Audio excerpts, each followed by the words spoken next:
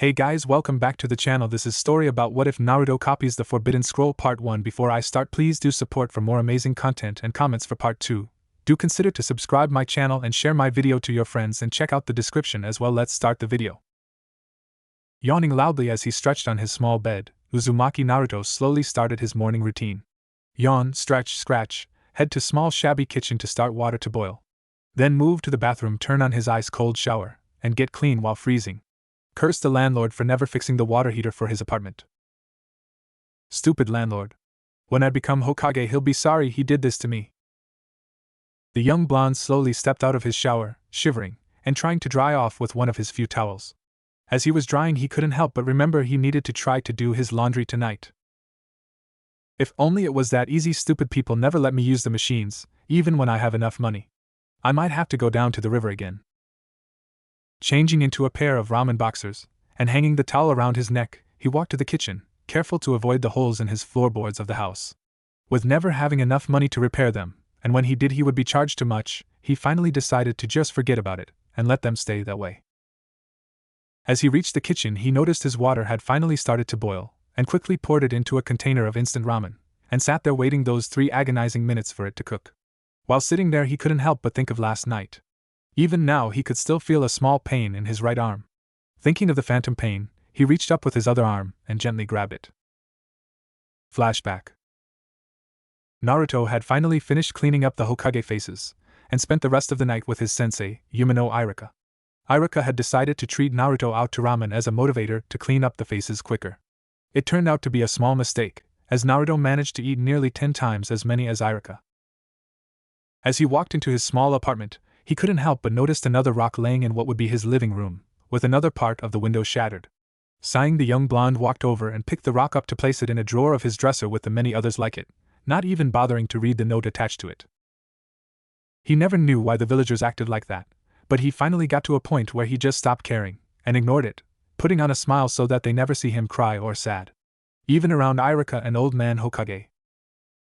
As he was walking towards his bedroom, a sudden jolt of pain raced up his right arm, sending him crashing down to the floor. He tried to bring his other arm to cradle the right, but the pain stopped him, causing him to fall back to the floor, bringing out fresh tears of pain. Kuso! What is this? It hurts so much. What is going on? Despite the pain, he managed to crawl his way onto his bed, and lay there, wincing in pain every so often, never knowing what was causing it. All he knew was that he had never felt anything like it before. Try as he might, he could not hold back the tears that it brought to him. The pain was unbearable. He felt as if the pain was enough to kill him. Slowly the pain started to spread throughout the arm, starting at the right shoulder blade, and traveling down the length of the entire appendage. Each minute that passed, a new wave hit him. Finally, after who knows how long, Naruto passed out from the pain on his bed, the entire time crying into his mattress. Present. Naruto shook himself out of his thoughts, and turned his attention back to his noodles, which were now ready. Grabbing his favorite chopsticks, he wasted little time in finishing them off, and tossing the carton into a pile with the rest. After making a mental note to take the garbage out, he went to his room to change into whatever he could find to wear. Arg. Just my luck, my last jumpsuit is dirty. I don't know if I have anything else to wear. Just great. After yelling this, he quickly looked through his drawers and closet to try to find something clean to wear, and finally managed to find a few clean clothes. Sighing, Naruto dressed in a white t-shirt with small flames-like designs that curled around each other on his shoulders, chest, and back. He sat down on his bed as he pulled on a pair of orange shorts that used to be one of his jumpsuits, but had some of the legs torn off. Finally, he finished it all off with putting on an orange vest jacket that had the sleeves torn off of it, and left the thing halfway zipped as he walked over to his dresser and put on one of his only true possessions. He never knew where they came from, but he still liked them. It was one of the only things he was ever given on his birthday. A pair of green goggles that would shield his eyes, as well as the bridge of his nose. As he walked out of the room, he caught a glimpse of his calendar, and noticed the date. Oh man! Today is the day of the test. He quickly looked towards his alarm clock and noticed the numbers flashing, 12 o'clock. Not wasting time, he quickly ran out the door and noticed the sun about halfway across the sky, and only one thing came to his mind. Arg! I'm late. After that, he quickly took off across the rooftops, heading towards the Shinobi Academy. Konoha Shinobi Academy, Room 201. Yumino Irika was enjoying his days so far. Last night he had ramen with one of his favorite students, though he regretted the choice of ramen for dinner. He always enjoyed spending time with Naruto, even though the boy could be a troublemaker. Iruka knew he was only doing it to try to get attention. After all, he had done the very same thing when he was Naruto's age. Now today was the day that many of his students would advance to become a genin of Konohagakure, the Hidden Leaf Village. Some would continue on through the ranks and become Chunin, Jonin, and maybe even ANBU. Perhaps one day one would even reach the title of Hokage. But first they had to pass the test today, and then the test that their Jonin sensei may give them. Out of everyone present today in his class there was one missing that he knew would never miss this day. Uzumaki Naruto. He had tried the previous 2 years to pass, and yet always failed. The last 2 tests were always the one skill that Naruto had the hardest time with, the Bunshin no Jutsu. This year though might be different. He had seen Naruto practicing the technique, and from what he could tell, it looked like he would be able to pass if the exam was the same as previous years. No one ever knew what the exams would be until the day of the exam. Each year when it came to exam time the council and Hokage would gather to discuss what they felt should be performed, then it would be sealed and locked away so that no one would know until the instructor opened the sealed scroll in front of the class. This way things would be fair for all students involved, or so it should be. Iruka had a feeling that things were not always fair after hearing some stories. Now the class was halfway through with the exam, with only a few students left to take it. Thankfully he had yet to call Naruto's name, since they went in alphabetical order. Naruto would the second to last person to take it. Still though, there were only 2 others before Naruto was supposed to perform. Sighing, he continued with calling out the next person, Naro Shikamaru. Please come down and follow me to the exam room. Groaning, Shikamaru slowly woke up from his nap and walked down to follow his sensei to the room, the whole time mumbling something no one was able to make out. It didn't take long for Iruka to come back into the room, and call for the next student, Uchiha Sasuke, please follow me. After calling the name Iruka took another look around, hoping to see an orange-clad boy with messy blonde hair sitting there waiting for his turn. Seeing nothing of the sort, he sighed once again and left the room with the lone Uchiha of Konoha following him. This left only one other person in the room, Yamanaka Ino, who decided to busy herself by day dreaming of her dream boat, Sasuke. Once again it felt like things were moving all too fast for Iruka as he started to make his way back towards the classroom. He tried to pace himself slowly, as to leave as much time as possible for Naruto to make it, yet he still found himself in front of room 201 for his liking. Sighing, he slid the door open, and walked in, looking towards the back in hopes of seeing a splash of orange. Not seeing anything, he started doing what he feared. Uzumaki Naruto, he called out, and waited several seconds before doing so again. Uzumaki Naruto, second call. Still nothing. Finally he called one last time, Uzumaki Naruto, this is your final call. Come forward now, or you will fail this year's exam. Hearing nothing he started to slowly cross the name off of his list. Right when the pen was about to run through the U, the door flew open and in came running the blue-eyed, blonde-haired boy known by many as Uzumaki Naruto. I'm here. Sorry I'm late, sensei. Naruto. You barely made it in time, follow me to the exam room. As he started on the way out, he could hear the sound of Ino laughing at Naruto as he slowly made his way out of the room.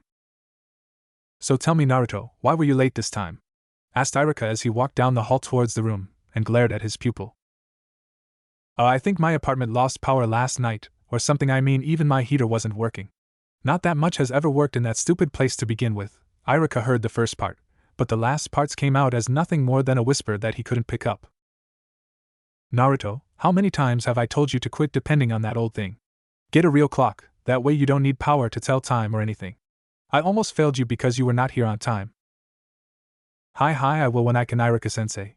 It's just that I've had other things to take care of first, trailed off Naruto. Still though, as important as becoming a shinobi is to you, I would think you would put a little more effort into being on time. Well, here we are Naruto, good luck. Spoke Iruka as he opened the door for Naruto, and followed him in. After closing the door to the room, Iruka took a seat at the front of the room beside another teacher at the academy, Mizuki. After Iruka took his seat, Mizuki spoke up finally. Alright Naruto, this year's exam requires you to perform the Bunshin no Jutsu, and create 3 different Bunshins that could be used in a fight. Arg. I hate this one. It's a good thing I've been practicing it since last year. This time I will become a shinobi. Nodding to indicate he understood, Naruto took his place in front of the teachers, and got ready to perform the Bunshin no Jutsu. Taking a deep breath he spread out his legs, and started to concentrate so that he could generate the needed chakra. Slowly blue light started to circle around Naruto as he focused. All was going well until something started to cause the chakra to flicker. Ah! No, not now, stupid arm, quit hurting, yelled Naruto in his mind. The pain in his right arm had come back. This time it was more painful than it was the previous night. Grinding his teeth, he tried to fight the pain and performed the jutsu. Iruka noticed that Naruto seemed to be in some kind of pain, yet could see nothing to cause it. He sat there holding his breath, hoping Naruto would finally pass this time. With more than a little force, Naruto yelled out, "Bunshin no Jutsu," generating a large cloud of smoke around him, concealing him from the eyes of Iruka and Mizuki. Iruka could hear coughing coming from inside of the smoke cloud, as well as a few cries of pain. He gripped the desk, fighting the urge to run in and check on Naruto. After several seconds, the smoke finally started to clear, and revealed Naruto, and a single clone. Said clone was bellowed down on the floor, with all of his colors several shades lighter than the originals. It looked pale and sickly, almost as if it was about to die itself. Naruto, upon seeing the clone, yelled out in dismay. "No! I can't believe it!" Dropping his head, Iruka stood up to speak. "I'm sorry, Naruto, but you fail. You will have to try again next year." This caused more than a little fear and anger in Naruto, who was still trying to fight back the pain in his arm. "No! Iruka-sensei, please let me try again. I promise I can perform the technique. It's just that something happened that distracted me. Please, give me one more chance." You know, Iruka, he did perform the technique, and it could be usable in a fight if the enemy wasn't paying attention. We should give him another try. After all, it is obvious something is bothering him. Spoke up Mizuki as he looked on Naruto with pity in his eyes. "I'm sorry, Mizuki-sensei, Naruto. Each student is only allowed once chance, unless given an excuse from parents, the council, or the Hokage. While he did perform the jutsu, it would never be usable in a battle. You can never depend upon the enemy not paying attention to something like this," stated Iruka with a hint of remorse in his voice. When a final look at both of his senseis, Naruto hung his head down and ran from the room, the whole time gripping his right shoulder as he ran outside of the academy to his favorite spot in the yards.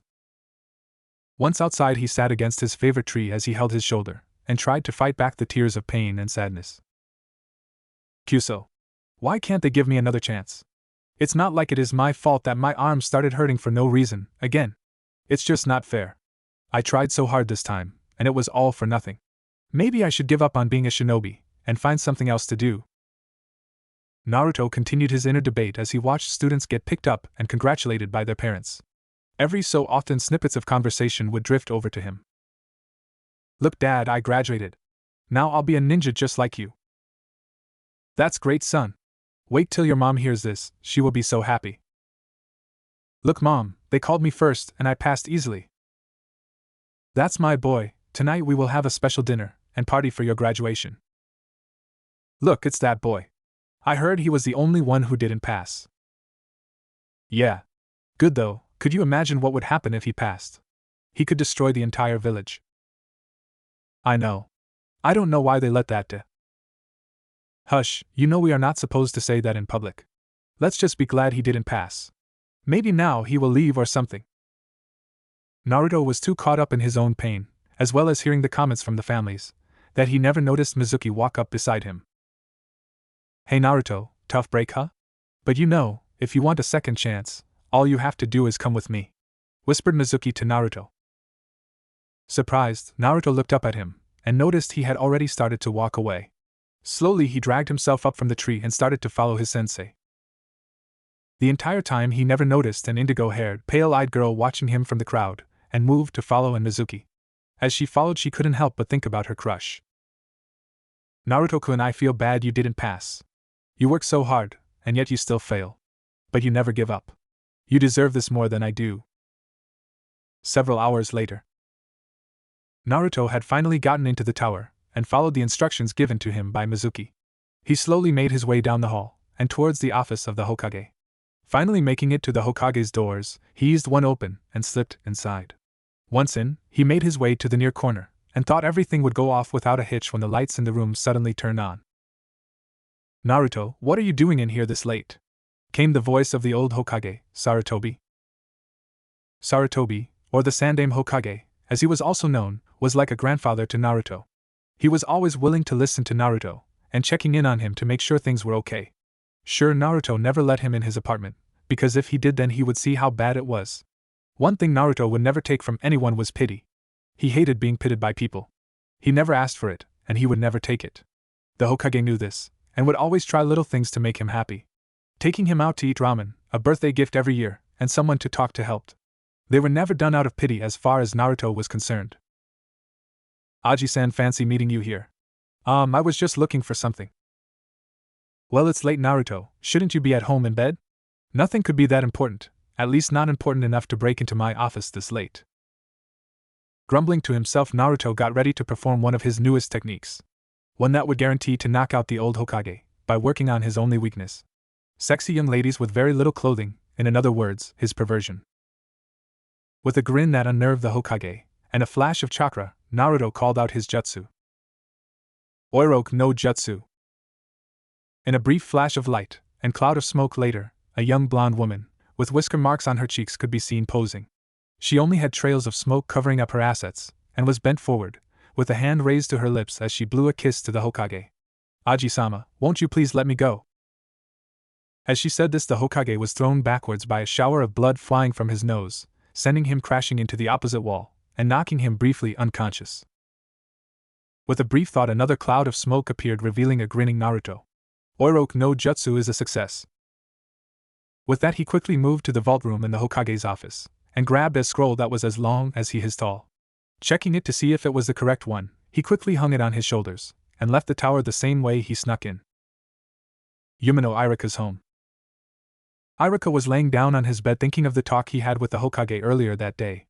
Not much of it was new information, but parts of it still stuck in his mind. Flashback.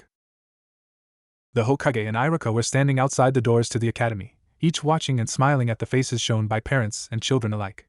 Each smiling and cheering that they had passed. Sadly, the topic of their current line of conversation was anything but one to bring a smile to their face.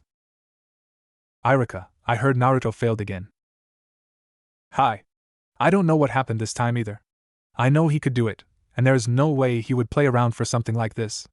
But for some reason halfway through the jutsu something happened. Whatever it was causing Naruto a great deal of pain, and caused him to perform the jutsu poorly. Pain? Did he say what kind or anything? No, but it looked like it was his right shoulder and arm. As he was leaving I saw him holding onto it, and fighting bad tears.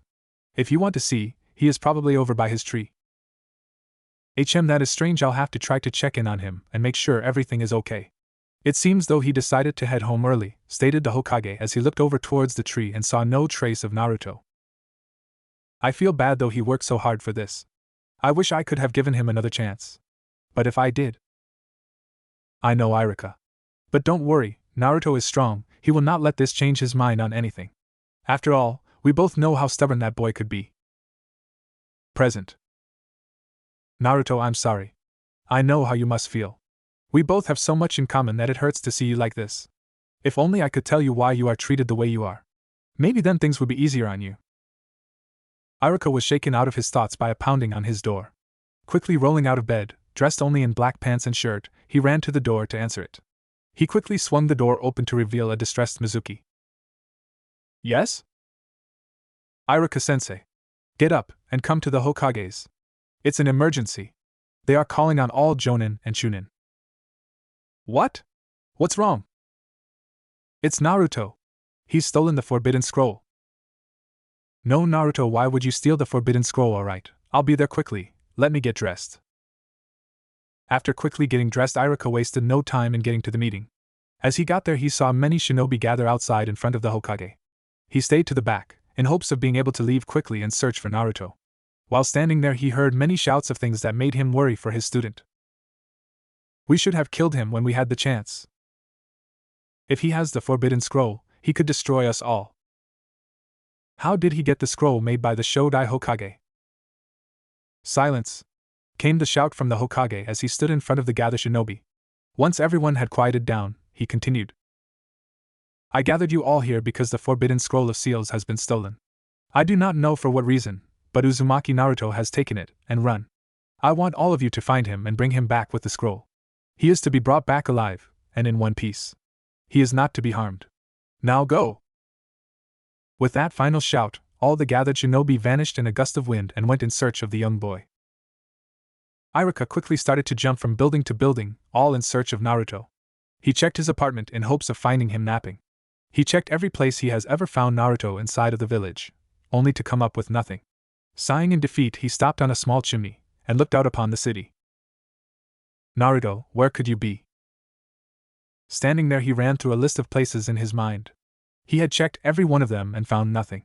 If he couldn't find him, then the odds of someone else doing so were slim to none. It was when he looked out of Konoha and towards the forest that surrounded that something came back to him. That shack, I found him there once after he rigged the entire school with traps. If he isn't in the village, then he has to be there. He quickly left his perch and took off towards the forest. The entire time he never noticed another figure following right behind him. Somewhere in the forest of Konoha. To say Naruto was happy would be an understatement. Everything had gone as planned. The only problem he had run into was the Hokage being in the office, but that was dealt with easily enough. Now he was in the woods at one of his best hiding places, and was about to start reading the scroll to learn the one jutsu needed to pass, as Mizuki-sensei had told him. Sitting down with a loud thump, and removing the scroll from his back, he quickly pulled it open and started to read. Kage Bunshin no Jutsu, that should be easy enough, I can do the regular Bunshin after all. With that, he went through the steps to learning the jutsu. Oddly enough, it felt easier for him to perform than the regular Bunshin, and so he was able to perform it within the first 30 minutes of trying. With that, he moved on to the next one listed. Taju Kage Bunshin no Jutsu, ARGH. This one is just as easy, just needs more chakra added to it, so let's go to the next one. Bunshin Daibakuha HM, what else does it say? This jutsu is best used in conjunction with the Kage Bunshin no Jutsu. When performed correctly, it allows the user to cause the Bunshin to explode upon command, possibly injuring or killing those that are caught in the blast. Nodding his head at the sound of that, he started to work on the newest jutsu. As he was working on it, he noticed that the more chakra put into it, the larger the explosion. If he wanted a smaller one, he only had to hold back on the chakra put into the jutsu. After an hour, and several mishaps, burns, cuts, and nearly impaling himself on a tree branch, he finally got the jutsu down. Sighing as he finished, he flopped down on the ground, and leaned against the tree he was near. He reached over towards the scroll that was laying next to him, and looked at what the next technique was. Shuriken Kage Bunshin no Jutsu, similar to the Kage Bunshin no Jutsu, but performed with shuriken instead of an actual body. The user normally throws one shuriken, and performs the jutsu to create multiple copies, thus making the attack more deadly. It can however be formed with more than one shuriken being thrown. Also, in place of a shuriken, one could use kunai, or other forms of throwing weapons. If done like so, the jutsu would still be the same. The concept of the Kage Bunshin jutsus are all very similar. The reason many of them are listed inside of this scroll is because of the chances of causing chakra depletion of the user, and thus killing them. This is because the jutsus are more powerful with larger amounts of chakra put into them. The chakra put into each Kage jutsu is used to create an actual body, which enables them to do much more than regular bunshins. When performing these, be sure you are not low on chakra. As such, it should be noted that users of these jutsus normally have an excess amount of chakra and stamina, which allows them to perform these in succession, or call upon large and greater results.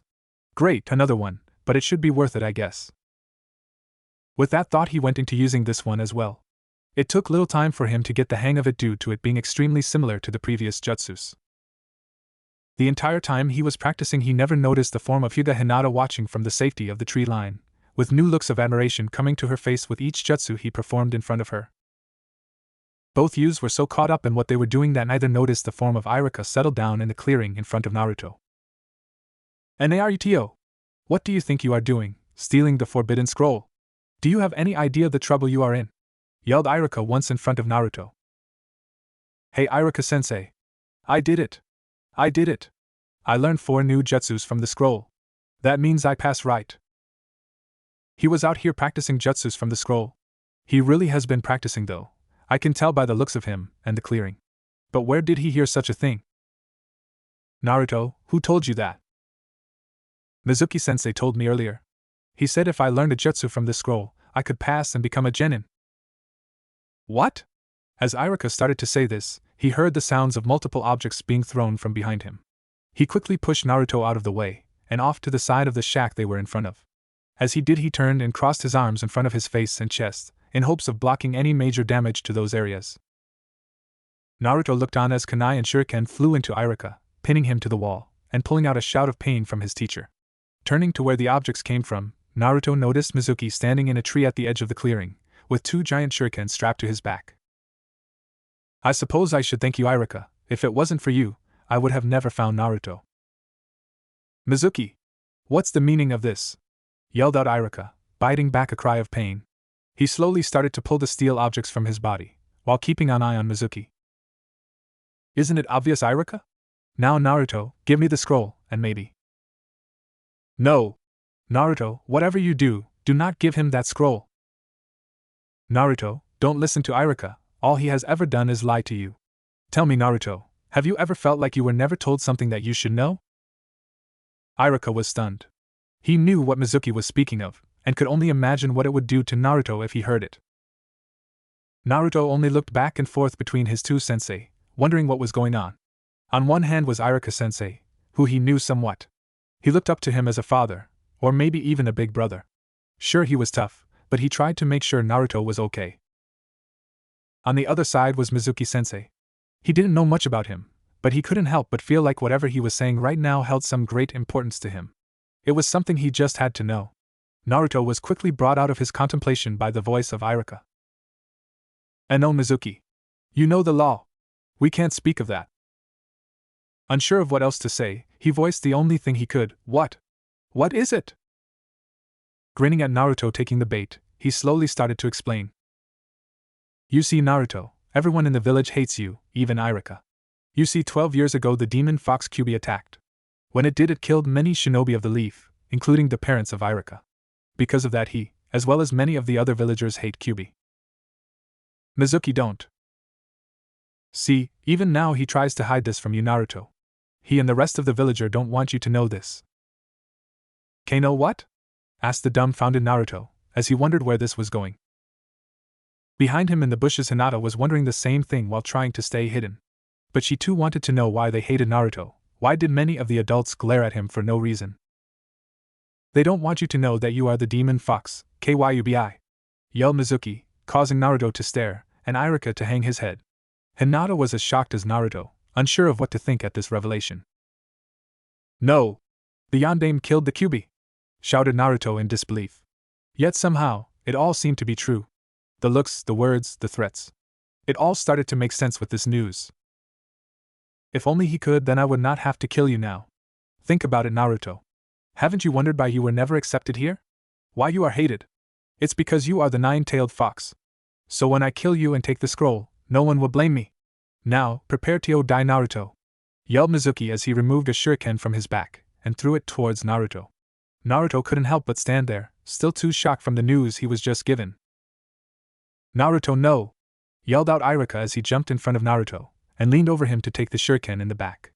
Naruto, who had closed his eyes in hopes of not seeing the blade bite into him, slowly opened them as he felt some wet fall upon his cheeks. Opening his eyes and reaching a hand to his cheek, he found blood dripping down upon him from above. Seeing this, his eyes widened and he looked up to see Iruka with the shuriken stuck inches into the back of his sensei. Iruka-sensei. Naruto, I'm sorry I couldn't tell you. I wanted to, but I was never sure how you would react. Not only that, but we were all forbidden to tell you this. Trailing off, Iruka coughed up more blood that splashed onto Naruto. Quit lying, Iruka. You know you hate him. Naruto, you know Iruka is an orphan, just like you. It's because you killed them when you attacked 12 years again. He hates you just like the rest of the village. You are the beast that destroyed his family, and the family of others. Hearing this, Naruto slowly raised his head to look into the face of Iruka. When he did, he could see the pained expression on it. It wasn't one of physical pain, it was one of emotional and mental. Looking into Iruka's eyes, he could see how much it hurt him to hear this. And Naruto, I've never hated you. Yes, I was mad, but not at you, at the Kyuubi. You see, I don't see you like the others. Cough, you are just a young man who had a great burden placed on you. Cough, cough, please, Naruto, you have to believe me. The only reason you were never told, and the others your age were never told, was because Sandaime wanted to give you a chance to have a normal life. To make friends, and enough yourself. Naruto could only look on as his sensei pleaded with him. He watched as the emotions played across Iruka's face. Iruka-sensei, Enough. Time for both of you to die. Interrupted Mizuki as he removed his second shuriken, unleashed it in the direction of Naruto and Iruka. Naruto, unable to see it, and Irika, unable to move much without spasms of pain hitting him, just stood there. Both were shocked when they heard a shout of "Naruto Keien" come from behind them. This caused Irika to look up and see the form of Hinata come running towards them in hopes of stopping the object from slicing both in two. That was all it took to shake Naruto from his stupor. He quickly threw Irika off of him, and braced himself for the giant shuriken with his arms blocking his face. Irika looked on in horror as the shuriken slammed into Naruto's right arm, piercing through it, and throwing Naruto down to the ground. Hinata stopped in shock, and looked at the bleeding form of Naruto on the ground. Mizuki looked up from where he was and noticed the Hyuga heiress standing in the clearing and started to smile evilly. "So, the Hyuga heiress is here as well. I'm sure I could get a nice price for you from the rakeage. It looks like I get to destroy the Kyuubi, the Scroll of Sealing, and the Byakugan all in the same night. Sorry, Irika, but I'm going to have to kill you." "No! Stay away from them!" shouted Naruto as he struggled to stand and pull the shuriken from his arm. "Oh? And what will you do if I don't? I could kill you in a single move," replied Mizuki to the threat. "I'll defend them with my own 2 hands. You will never lay a hand on them." As he shouted this out, the pain from the previous night came back tenfold. "Arg!" yelled Naruto as it hit him, causing Irika and Hinata to both turn towards him worried. "Naruto! Naruto-kun!" they both shouted at the same time.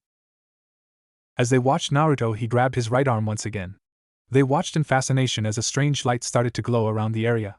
A strange blue, green, and white danced around the clearing. As sudden as it started, chunks of earth and parts of the shack started to vanish.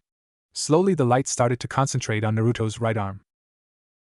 Yelling in pain, Naruto's arm started to split into 3 pieces while still attached to him. The first contained his thumb and pointer finger, the second his middle finger, and the last his ring and pinky. The pieces ran from his knuckles up to his shoulder. In flashes of light his arms started to separate, leaving more of the glowing light in between the parts. Then they started to come back together, each part as red as the muscle inside of the arm. After they reformed, bands of gold came around the arm, as if holding them together. By now his hand had changed, the fingers were red, with bands of gold and silver running across the top of his hand, and wrapping around it. His fingers looked more mechanical than biological, and flexed as if testing themselves. Slowly more gold material started to appear on his forearm, with 2 parts forming, then closing in on it, and concealing what looking like spikes inside. Slowly more of the strange armor appeared and started to enclose more of his right arm, all the way up to his shoulder. Once his arm was fully encased in the new metal armor, 3 strange fins started to form on his shoulder blade, each one larger than the one before the previous. It was once these fins appeared and formed that the light stopped, and showed Naruto with an armored right arm, looking as stunned as the others inside the small clearing. "What is that? I don't know what kind of jutsu you used, it won't be enough to save you from me," shouted Mizuki as he started to run towards Naruto while drawing a kunai from his pouch. Naruto stood there, clenching and unclenching his hand, testing it. He felt stronger, almost as if a newfound power had found its way to him. He watched his hand as he worked it, and slowly turned his gaze towards the charging Mizuki. "I'll never let you hurt Hinata or Irika-sensei," challenged Naruto as he ran towards his former sensei with his new arms cocked back. As the 2 grew closer, Naruto swung his fist forward at the same time Mizuki swung his kunai down. The 2 struck, sending sparks flying into the night sky. As the kunai struck the armor of Naruto's arm, it sparked on contact, then snapped from lack of a place to go. Mizuki jumped back as he looked down at his broken kunai, then at Naruto. With an evil glint in his eye, he started to perform a set of seals.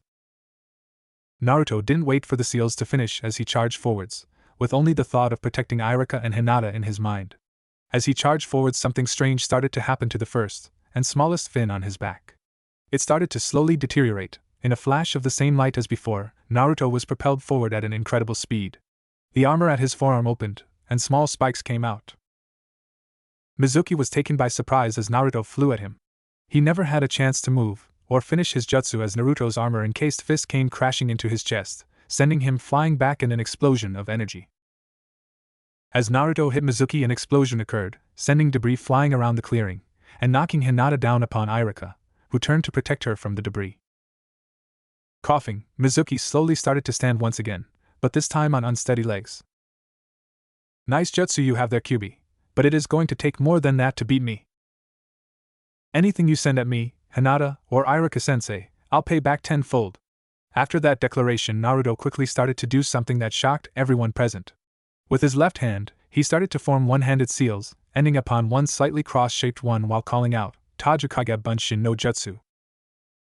The clearing started to suddenly fill up with Naruto clones, each with an armored encased arm, and each glaring dagger at Mizuki, who started to laugh nervously.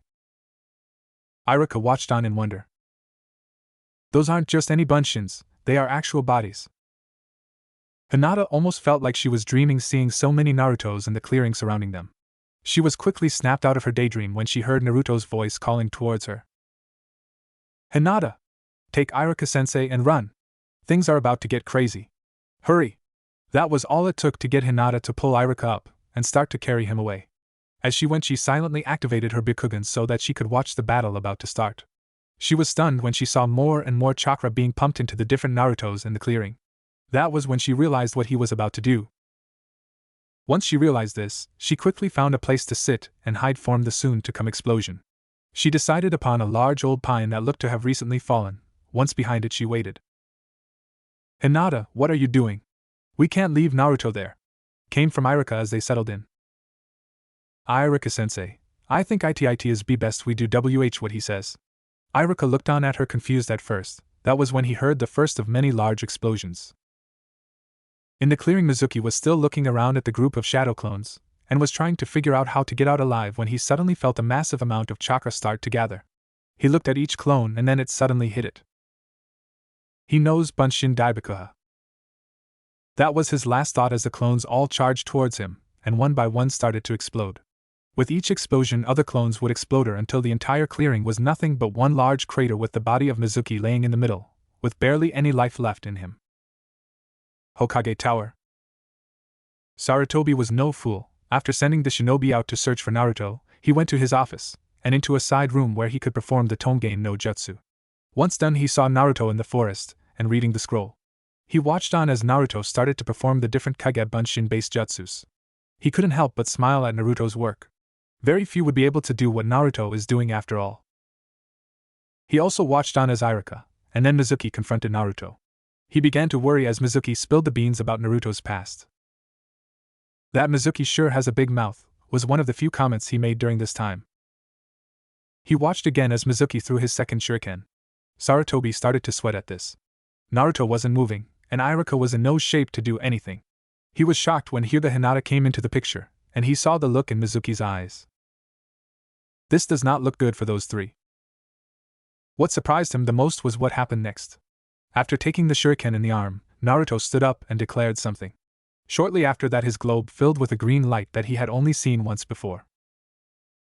So, he has finally woke his bloodline limit. I knew it would be happening soon from what Iruka told me. What an interesting form it decided to take though. It matches Naruto perfectly, always willing to let his fists talk before his mouth. He grinned as Naruto released one of the fins to his newfound power and sent Iruka flying across the clearing. Then he saw Naruto say something to Hinata and Iruka, sending them running shortly after. Naruto created hundreds of Kage Bunshins.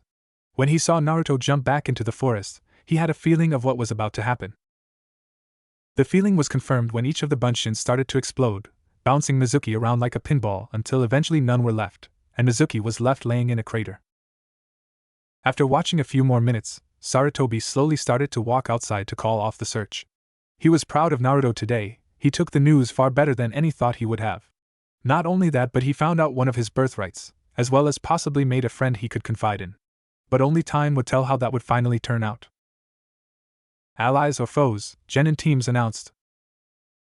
Konoha Forest.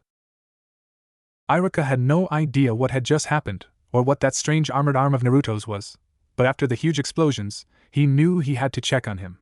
Straining to stand up from beside Hinata, he slowly inched his way back to where they had left Naruto. He didn't get far before Hinata was by his side once again, acting as support to help him walk. After several minutes of climbing, as well as several more of stumbling and falling over uprooted trees and broken branches, the duo made it back to the clearing where the fight occurred. The only problem was the crater that had to be nearly 10 feet deep and spanned the entire clearing, with Mizuki lying in the center. Hinata and Iruka both stared at the massive amounts of damage done by Naruto. Naruto, just what in the world did you do to Mizuki? Naruto-kun, I hope you are okay. Both were pulled from their thoughts as they could hear coughing coming from behind them in the trees. Iruka could feel Hinata tense underneath his weight, and both looked towards the sound, waiting for the owner to reveal themselves. After several minutes, a clump of blonde hair with twigs and dirt hanging from it could be seen making its way out from behind some of the recently upturned foliage. It wasn't long after that the form of one Uzumaki Naruto came stumbling out to them. "Naruto! Naruto-kun!" shouted both as they went to Naruto's side. With Hinata setting Iruka down, she gently did the same to Naruto. Once he was down, it didn't take long for both to notice he still had that same armor-encased right arm and 2 fins on his back. "Naruto, what happened? What did you do? What is that strange armor on your arm?" asked the confused teacher, while he carefully checked Naruto over for injuries. Hinata was doing the same, but with more distance, as her shy nature made a return seeing he was now okay, and a severely torn wardrobe revealing a well-toned and tanned body. Naruto sat there on the tree they were using as chairs. He leaned forward, with his arms resting against his legs, with his head hung down low so that no one could see his face. "Iruka-sensei, it's all true, isn't it? The Kyuubi no Yuki was sealed in me by the Yondaime? That's why everyone hates me, isn't it? Why the villagers hate me? Why they attacked me? Why I could never play with the others? It's why you probably hate me too, right, sensei? I'm a monster." As Naruto was speaking, Iruka could see his shoulder shaking as the boy tried to restrain the building tears. Iruka just stared at Naruto, shocked at what he said. He was about to speak when suddenly a soft, gentle voice spoke before him. "No, Naruto-kun. Not everyone hates you. Some of us care for you, even now. Iruka-sensei would never have taken those shuriken and keikunai if he hated you.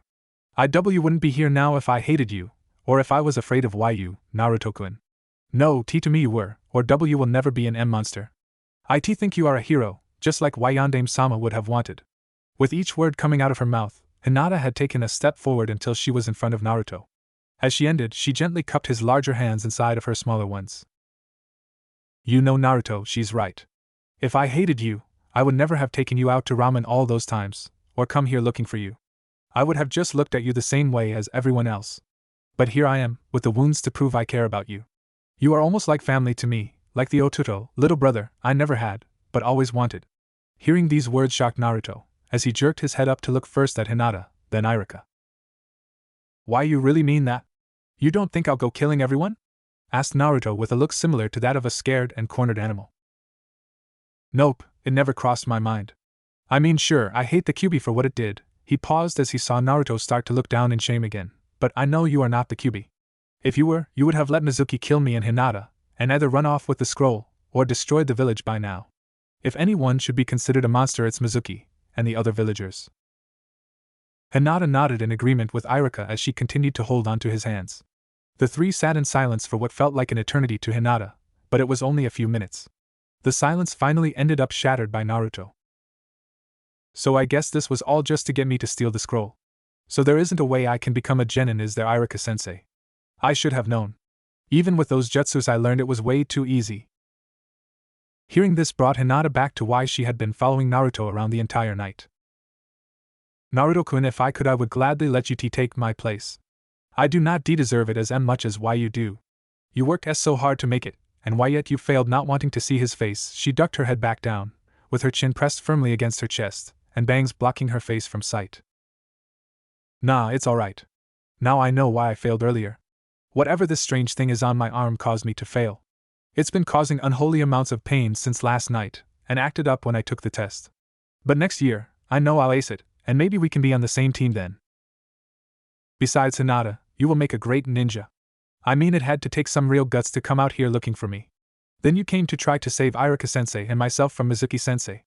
I don't know how well you fight or anything, but I'm sure you are strong." Iruka grinned at his student, happy that he was finally becoming his old self once again. Hinata herself was blushing from the praise she received from Naruto. "Well now, Naruto-kun, I don't think graduating this year is out of the question yet," came an old voice, which carried a great deal of wisdom with it. Turning around, Iruka, Hinata, and Naruto could see the Sandaime Hokage, Sarutobi, along with several Anbu and Jonin walking into the crater clearing. "Gigi, grandfather, I didn't think you would find me so soon." Yes, sorry about breaking in and all," started the suddenly nervous and ashamed Naruto. Looking at him, with his left hand nervously scratching the back of his head, and seeing him unable to make eye contact struck the old Hokage as humorous for some reason. It also reminded him of another blonde prankster, who had done something very similar to Naruto's recent stunt. Well, Naruto-kun, it is kind of hard to miss the series of explosions you let loose on Mizuki. But I think we have something more important to talk about, such as your Kekkai Genkai, and the Forbidden Scroll. Naruto had enough decency to look bashful, but yet still look excited about having a bloodline limit. First though, Naruto-kun, you need to turn off your ability. To do that is fairly simple. Close your eyes, and imagine it going away. Think of it as a piece of clothing that you are removing, almost like a shirt or glove. With that, Naruto closed his eyes, and tried to picture the armor leaving his arm, and slowly revealing his true arm. As he did, those gathered around could see it happening. Slowly parts of the metal encasing it vanished in the same green light that it formed from. It started with the fins on his back, from their tips, down to the shoulder blade. Once those were gone back to whence they came, it started at the shoulder. Slowly it moved down the length of his arm, first the golden and silver portion of the armor peeling and flaking away. As that vanished, it left the underarmor, which looked almost just like the normal muscle fiber of an arm. Finally, even that was gone, leaving only Naruto's original arm, and the clothing that covered it. Naruto opened his eyes to see the pleased and amused smile of the old Hokage, and the surprised eyes of Hinata and Irika. Without even looking to his arm, Naruto could tell it was a success. Okay, so that is how I get rid of it. But how did I use it in the first place? I mean, I don't know what activated it, or what caused me to use the power of it. Then there's me knowing how to suddenly do one-handed seals. I mean, it is all kind of surreal, Gigi. Asked a now confused Naruto. I imagine it is a bit much to take in all in a single night, but before I can explain things, we should get to my office, there we can discuss this to a greater length. Then there is also the fact that the Hyuga have been scouring the village looking for a certain heiress. The final part was whispered, and said with an amused grin on his aged face. Now then, let's return the scroll, and we can talk about the things that have occurred, as well as things from the past. And with those final words, the Sandaime Hokage turned and started his way back to the village. Behind him, Hinata and Naruto followed with an injured Irika leaning on them. As they left, the ANBU in the clearing could only stare at the destruction brought down on the little area, each wondering what had just happened there, as well as what was the strange thing that was on the young Uzumaki's arm and back. What had many intrigued was the white beam of light that was seen from this area shortly before the explosions. Hokage Tower. It took them nearly an hour, with the injured Irika, to finally make it to the tower, but they made it. It was only after a brief stop to get Irika fixed up that the pace was quickened and finally brought them to the tower. Once in, and in the Sandaime's office, and after he secured the Forbidden Scroll once again, they were all seated around the desk of the Hokage. Each one had a different reaction crossed their face, from curious, to anxious, and ashamed of what might be said next. Yes, now that that has been taken care of, there are just a few more things to do. With this he looked towards Hinata. Hinata-chan, I have already sent a messenger to let your father know you have been found, and in perfect health. I'm sure he will wish to confirm this himself, so he will be here shortly. Before then, we need to speak about several things. Naruto gulped, as the Hokage settled his steady, piercing gaze upon him. Is he mad about what I did earlier? Thought Naruto as he started to sweat bullets. First, I have to say, Naruto-kun, that jutsu you used earlier. It is truly a deadly one. I have heard of it from several Jonin, Chunin, and ANBU, but now that I have witnessed it myself, there is only one thing to be done. He turned to Irika to see him shaking his head with a slight pink tint coming to his cheeks, and Hinata with a questioning look on her face. Naruto himself looked rather amused with himself, and was busy scratching the back of his head with a smile plastered on his face. Secondly, there is the fact that you stole a very dangerous object. If this scroll had fallen into the wrong hands, there is no telling what they could do with a number of the jutsus written down within it. The punishment for such an offense is death. Hinata and Naruto couldn't help but gasp at the news. Is he going to kill and Naruto-kun? What? I thought the old man cared for me. Is it because I know about IT? The Hokage, who had looked on amused at first, began to regret his choice of words. He could see the hurt across Naruto's face, and the worry on Hinata's. Releasing a deep sorrow-filled sigh, he decided to clear things up. It is hard to believe that those two would accept such a thing so easily. Just what have they seen in their short life? However, that does not apply here, seeing as how you were tricked into this, Naruto-kun. So you and Hinata-chan may rest easy. In fact, since you were led to believe doing this would allow you to become a genin by one of your sensei, he paused as he gave a subtle nod to Irika, who smiled to the old Hokage, and gingerly stood from his chair to move in front of Naruto. Now Naruto, I want you to close your eyes for me. Keep them closed till I tell you to open them, okay? Naruto nodded his head, and did as he was told by the one he considered his brother/father figure. Naruto felt a tugging on his head, as what felt like his goggles were removed. Shortly after that he felt something softer, with a firm front being placed around his forehead. After several more seconds, in whom several hairs were caught and something being tied behind his head, he finally heard Iruka tell him to open his eyes. As Naruto started to open his eyes, he heard a small gasp from beside him where Hinata was sitting. The first thing Naruto noticed was Iruka in front of him, but something was off. It took him a few seconds to realize what it was. "Iruka-sensei, where's your high-tie-it?" asked the confused blonde. Smiling and bracing himself for what was to come, Iruka responded, "Congratulations, Naruto, you graduate." Naruto sat there stunned for several minutes, letting the information sink in. Once it sunk in, he pinched himself several times, just to make sure he wasn't dreaming. Along with that he looked around the room. Well, if this is a dream, it sure is a new one, seeing Hinata is here with me, instead of Sakura-chan. But somehow, that just seems better. When I've been around Sakura-chan I was always worried about getting my head bashed in, but with Hinata it is strangely peaceful. After looking around the room, and seeing the smiles on each person's face, he finally let one of his true smiles slip across his. This was his true smile that everyone could tell he was truly happy about something and not one put on as part of a mask to hide pain, sorrow, and loneliness. "Yeah, I did it. I did it. Thanks, Iruka-sensei," loudly exclaimed the now hyper-blonde as he went around the room, first jumping on and hugging Iruka, then doing the same to the aged Hokage. He ended his little trip around the office by running up to Hinata, the Hokage, and Iruka watched in amusement, and picked her up off her feet, giving her a hug in his excitement. Once his arms wrapped around her, and lifted her from the chair as he twirled around, Hinata's mind promptly shut down as a dark shade of red found its way to her face, preceding her passing out. Iruka was the first to save the girl from any more embarrassment as he stopped Naruto, and picked Hinata up to place her on the couch in the office. Once Naruto had calmed back down, he took his seat once again, remembering there was still more to discuss. "Yes, well, now that you have that out of your system," started Sarutobi, only to be cut off by Naruto. "Yeah, I know, the bastard Kyuubi is sealed in me. I wasn't too surprised, honestly. I mean, sure, I was shocked at first.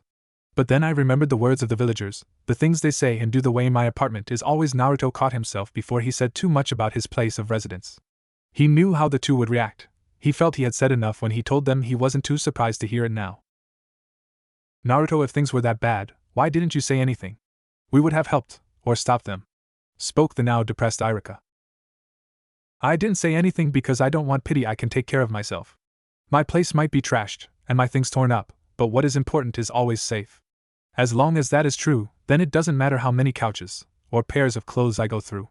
Besides, I rather like camping out when my place is too trashed," spoke the blonde with a small sad smile on his face. "Naruto, perhaps you are truly ready to know about your family, and perhaps given time the people of Konoha may see you for who you truly are." "Fair enough, Naruto. Now there's the part about your newfound Kekkei Genkai, which I'm sure you want to know something about." "Yeah, you of all people should know, Gigi, that I was always looking for my family, or at least something to let me know what happened to them, or who they were," whispered a very solemn Naruto. "I will not admit to knowing or even understanding it. From what I have seen and heard, it is a rare gift that your family has. The Kekkei Genkai was given the name of altar, due to the fact that it allows you to manipulate the surrounding molecular reality. When used, the user is able to shape the energy and resources around you to a new form. In your case, it took the form of an armor-encased arm. I believe, though, that the form for each person depends upon their personality. You are the type to rush headfirst into things, and let your fists do the talking for you. Your new power responded to that will, and took the shape most befitting you. I know I may not have explained it perfectly, hence why I dug up this scroll left to you by your father. I must warn you, though, what you read may upset you, and it is all highly confidential information. As such, only those I feel necessary, and those you wish to know are allowed to hear this. Do you understand, and agree to these terms, Naruto-kun?" asked the Hokage as he leaned forward onto his desk, while clasping his hands in front of him, and resting his chin upon it. "There is also the fact about Kyuubi being within you. That is also highly classified information. It is true majority of the village knows this, but it is only those that are older than your generation that know this. I made a law shortly after the Kyuubi was defeated. The law was that no one was to speak of this to the younger generation under penalty of death. This was done for your benefit, so that you may have a chance to make friends." The Hokage paused as his shoulders sagged down. "Sadly, it seems that many children followed their parents' lead, and treated you how they saw you treated by the adults. But it seems that there are a few exceptions to this rule, one such as right over on the couch now. At that, Naruto and the two others in the room looked over towards Hinata's resting form, each little small smile pass across their faces. Naruto sat there to think it over. On one hand, the answers he was always looking for were right in front of him. Who were his parents? Where were they? Were they alive or dead? Were they great heroes, or disgraces to the village? Did he truly want to know about them, and his heritage, as well as what seemed to be his new birthright? Then there was the fact that who could he share this with? Iruka-sensei would be one of the first, and maybe only people right now. But then there was Hinata. She seemed to know so much about him already, and accepted him, even knowing that the Kyuubi was sealed inside of him. She brought him back from despair with her kind words. He had never seen her do harm to anyone throughout their time in the academy. Somehow he knew he could trust her with whatever he felt, that she could be a person to confide in when he needed. To him she felt like a kindred spirit. Gigi, I want to know. I need to know, claimed Naruto finally. With those words, the Hokage reached into his robes, and pulled out a scroll with a spiral seal holding it shut. It was the same seal that the Hokage always wanted Naruto to have on his clothing, claiming it was his family crest. Once Naruto had a hold of the scroll, the Hokage started to explain what it was, only for Naruto to stop him. A blood seal, right? Only one related to the person who sealed it can open it. One of the best ways to keep information a secret when you don't want those it doesn't pertain to find out. He paused as he noticed the bewildered looks of the two adults. What? Naruto-kun, how did you know that? Those are not normally covered in the academy. Only in more advanced sealing texts would you find such things. Such things normally are not taught to others unless it is by family, or the person has reached a certain rank. I don't know honestly. I guess it started about 4 years ago when I just turned 8. I was going to leave my apartment to go to the woods that night. I can't stand being there on my birthday, when I found a scroll with my name on it, stuck to my door. Then I would find others tacked on my door on almost every holiday. Inside they would tell me to keep the information I learned to myself, and only reveal it to Gigi, when I became a genin. Each scroll contained sealing jutsus, and training guides for me to use. I could never find out who was putting them there, and I never found anything in them as very useful. But it was something for me to learn, since I couldn't get into the library and my books were torn up. But these scrolls were like a life preserver. One of the first ones told me to act almost opposite of what I really am. Don't get me wrong, I want to be Hokage for the reasons I've always said, and those pranks are fun to do. I do hate Sasuke, but that is all really. I hate Orange, I don't like Sakura-chan, I'm not really as loud as I act at times, and I'm not as dumb as people think after doing it for about a year. It all started to become natural for me. I made it into a long-term mission for myself. I wanted to see how long I could keep up the act without anyone knowing. In the end I think it was these scrolls that stopped me from doing some very stupid things. Naruto-kun, is there any chance that you could let me see these scrolls? I might be able to tell where they come from then, asked the Hokage. But inside of his mind though, he was asking many other questions. Who would give him such information? If all of the scrolls were about seals and sealing methods, I only know of a few who would give such things to him. Of those few, I can only think of one that would know Naruto enough, or care enough, to want him to grow. Sorry Gigi, but whoever gave me these scrolls wanted me to promise to never show them to others unless it was the person I married, an apprentice, or my own child. While I may not know who they are, I always keep my promises. But I can say that it was because of one of the newest scrolls that I found out why I sucked at the Bunshin no Jutsu. I was always overdoing the chakra needed for a basic one. The newest scroll gave me several training exercises to do to help control my chakra better. But now I see another reason why it was always so hard for me to control my chakra. The Kitsune team's chakra that could be leaking into me might be another source of the problem. But I think I've gotten past it for now. Iruka and the Hokage smiled at the enthusiasm put behind the final words. Very well, Naruto. It was at this time that a loud voice could be heard from outside of the doors leading. The three that were currently awake inside of the office could hear the unmistakable voice of a person who thought too much of themselves. To those who knew him it could only be one person, Hyuga Hayashi, the current head of the Hyuga clan.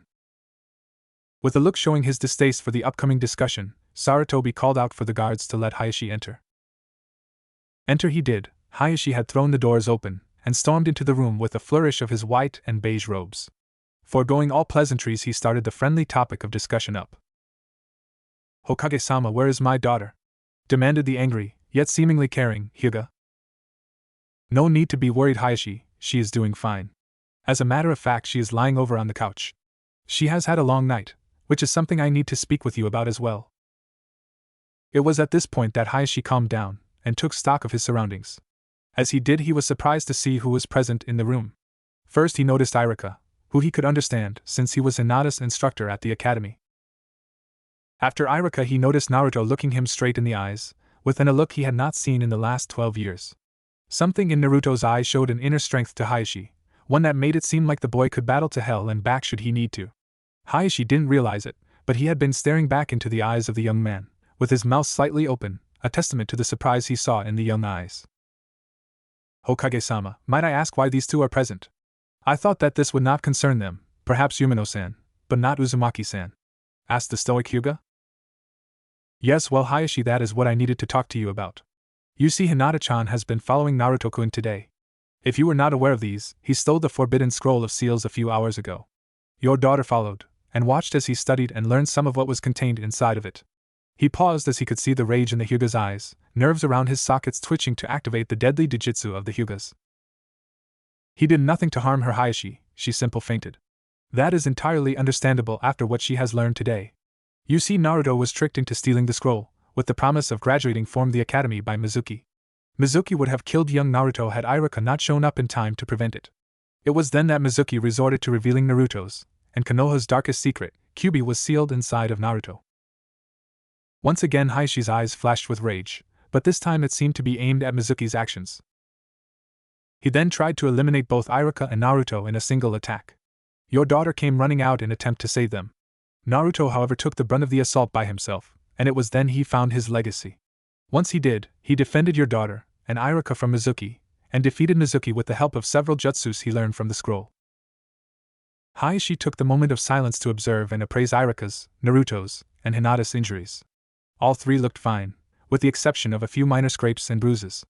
Out of the three involved, Irika looked to be the worst off. His torso was heavily bandaged, yet still showed some hints of red. There were several places along his arms and legs that were bandaged as well, but none near as severely as his torso. I see. How did my daughter take the news of him being the container of the Kyuubi? Asked Hayashi to the room. Being the best to answer, Irika fielded the question. She was surprised at first, as anyone would be. The same was true of Naruto as well. However, after Naruto defeated Mizuki and we came out of hiding to check on Naruto, she was the first to comfort him about the issue.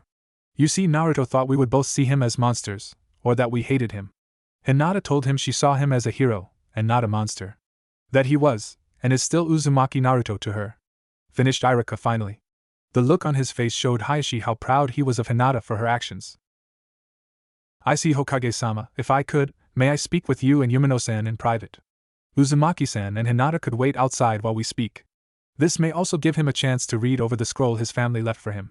That may be best since we are here to answer any questions he may have of us. Irika looked towards the Hokage, the back to Hayashi, wondering what they would need to speak of that would concern Naruto and Hinata, yet not want them to listen in on. Nodding in agreement, the Hokage turned to Naruto.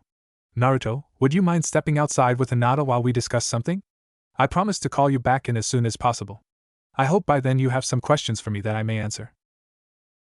Just nodding his head, Naruto walked over to the still sleeping Hinata, placed one of her arms around his neck, then moved his under her legs, and behind her head to finally hoist her into the air and step out of the room.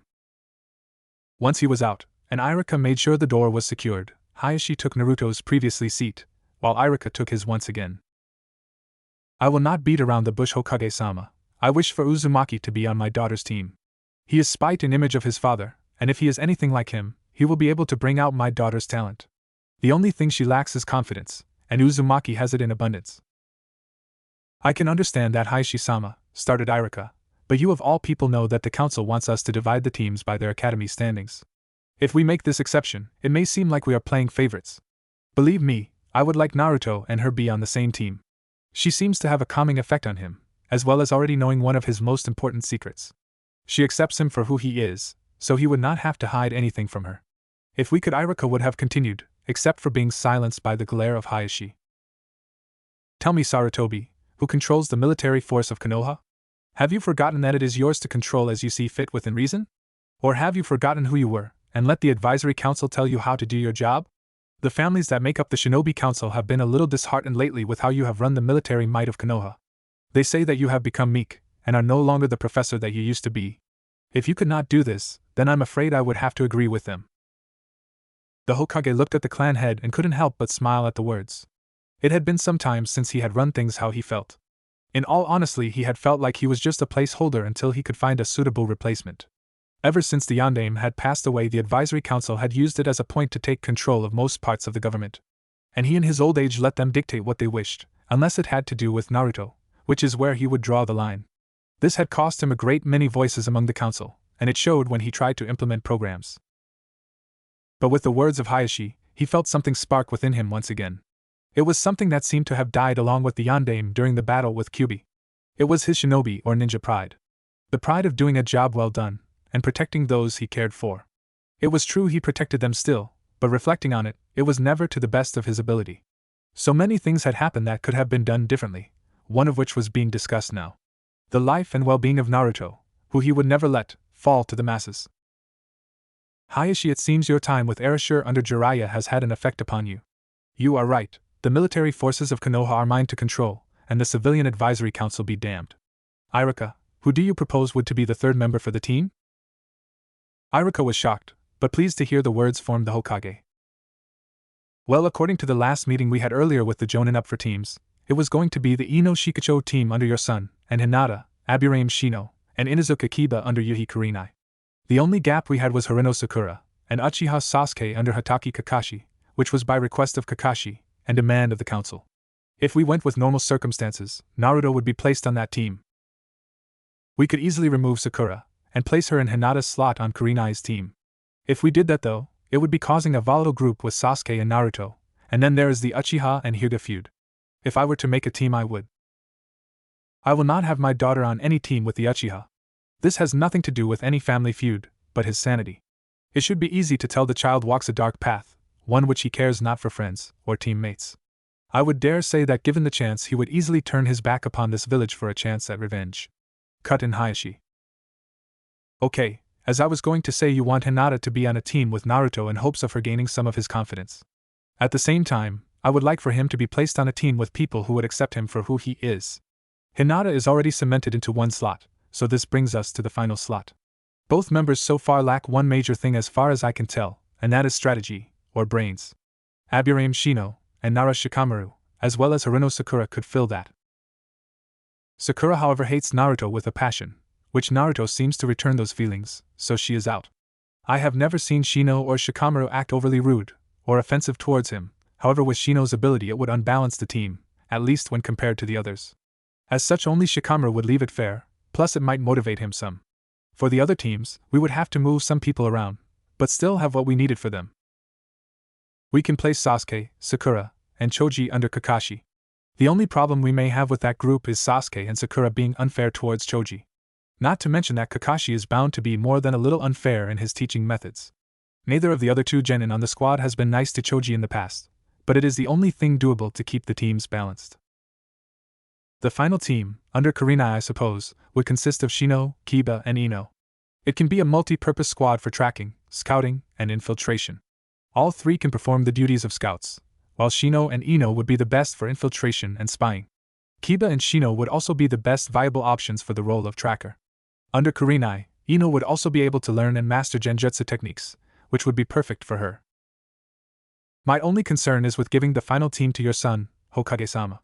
No offense to him, but he seems to be more of a laid-back type of person. That is fine with Shikamaru, since it mimics him perfectly. But with Naruto, he might become a little agitated, and be unable to keep up with him. That is why I propose a new sensei for the team. Iruka dropped out of instructor mode, and started to go through some papers that were on the Hokage's desk. From what Hayashi and the Hokage could tell, they were team request forms put in, and kept in case a team fitting the requested one popped up, or if the academy teachers and Hokage felt the Jonin was perfect for. After several minutes of digging, Iruka finally pulled out a form that looked to have been sitting there for more than a couple of years. That is why I feel this person would be perfect.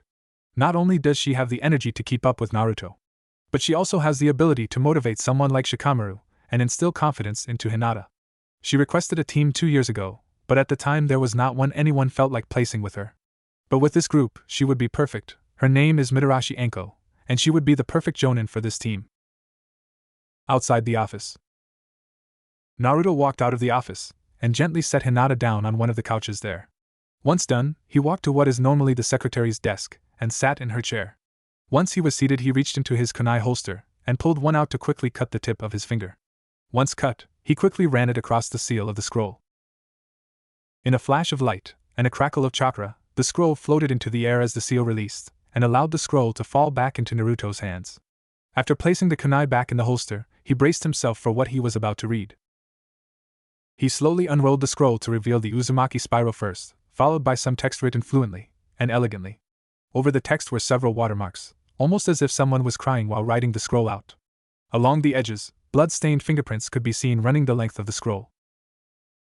After glancing over those few things, he finally settled in to read the message that may have come from his father and mother, or whatever relative left the message for him. Dear Naruto, I know it may seem strange reading this right now. I don't even know how old you might be right now. But it seems like old Sarutobi has finally seen fit for you to read this message and find out about your family. I wanted him to keep this from you till you were able to fend for yourself. Now his idea of that may be different from mine, but I believe he wouldn't give it to you without believing in your skills. You see, Naruto, throughout my career as a ninja for Konoha, I have made a great number of enemies. Entire countries hate and fear me, and our clan name. I had many names that were listed in the bingo books of the IWA, Kiri, Suna, Kusa, Kumo, AIM. Well, to make it short, I was listed in several bingo books across the continent. Some listed me as the Leaf's Yellow Flash because of my ability to move around the battlefield and destroy armies in a single assault. Others listed me as the Tempest because of my battle prowess, making me as dangerous as a raging storm. But inside of the walls of Konoha, I was known as the Yondaime Hokage. Naruto froze at this, and his hands grabbed hold of the desk and clenched. He started to squeeze the wood, and didn't know how hard he was doing it till parts splintered off into his hands. Feeling the splinters in his hands brought him back from his small bout with rage. Before going on to read, he couldn't help but wonder one little thing. How could my own father do this to me? How could he seal a monster like the Kyuubi into his own son? After yelling that mentally, he continued on with the scroll. I know what you might be thinking, Naruto. How could I have left you after what I did right? Believe me, if I had any other choice I would have taken it, but at the time this was the only thing I could do.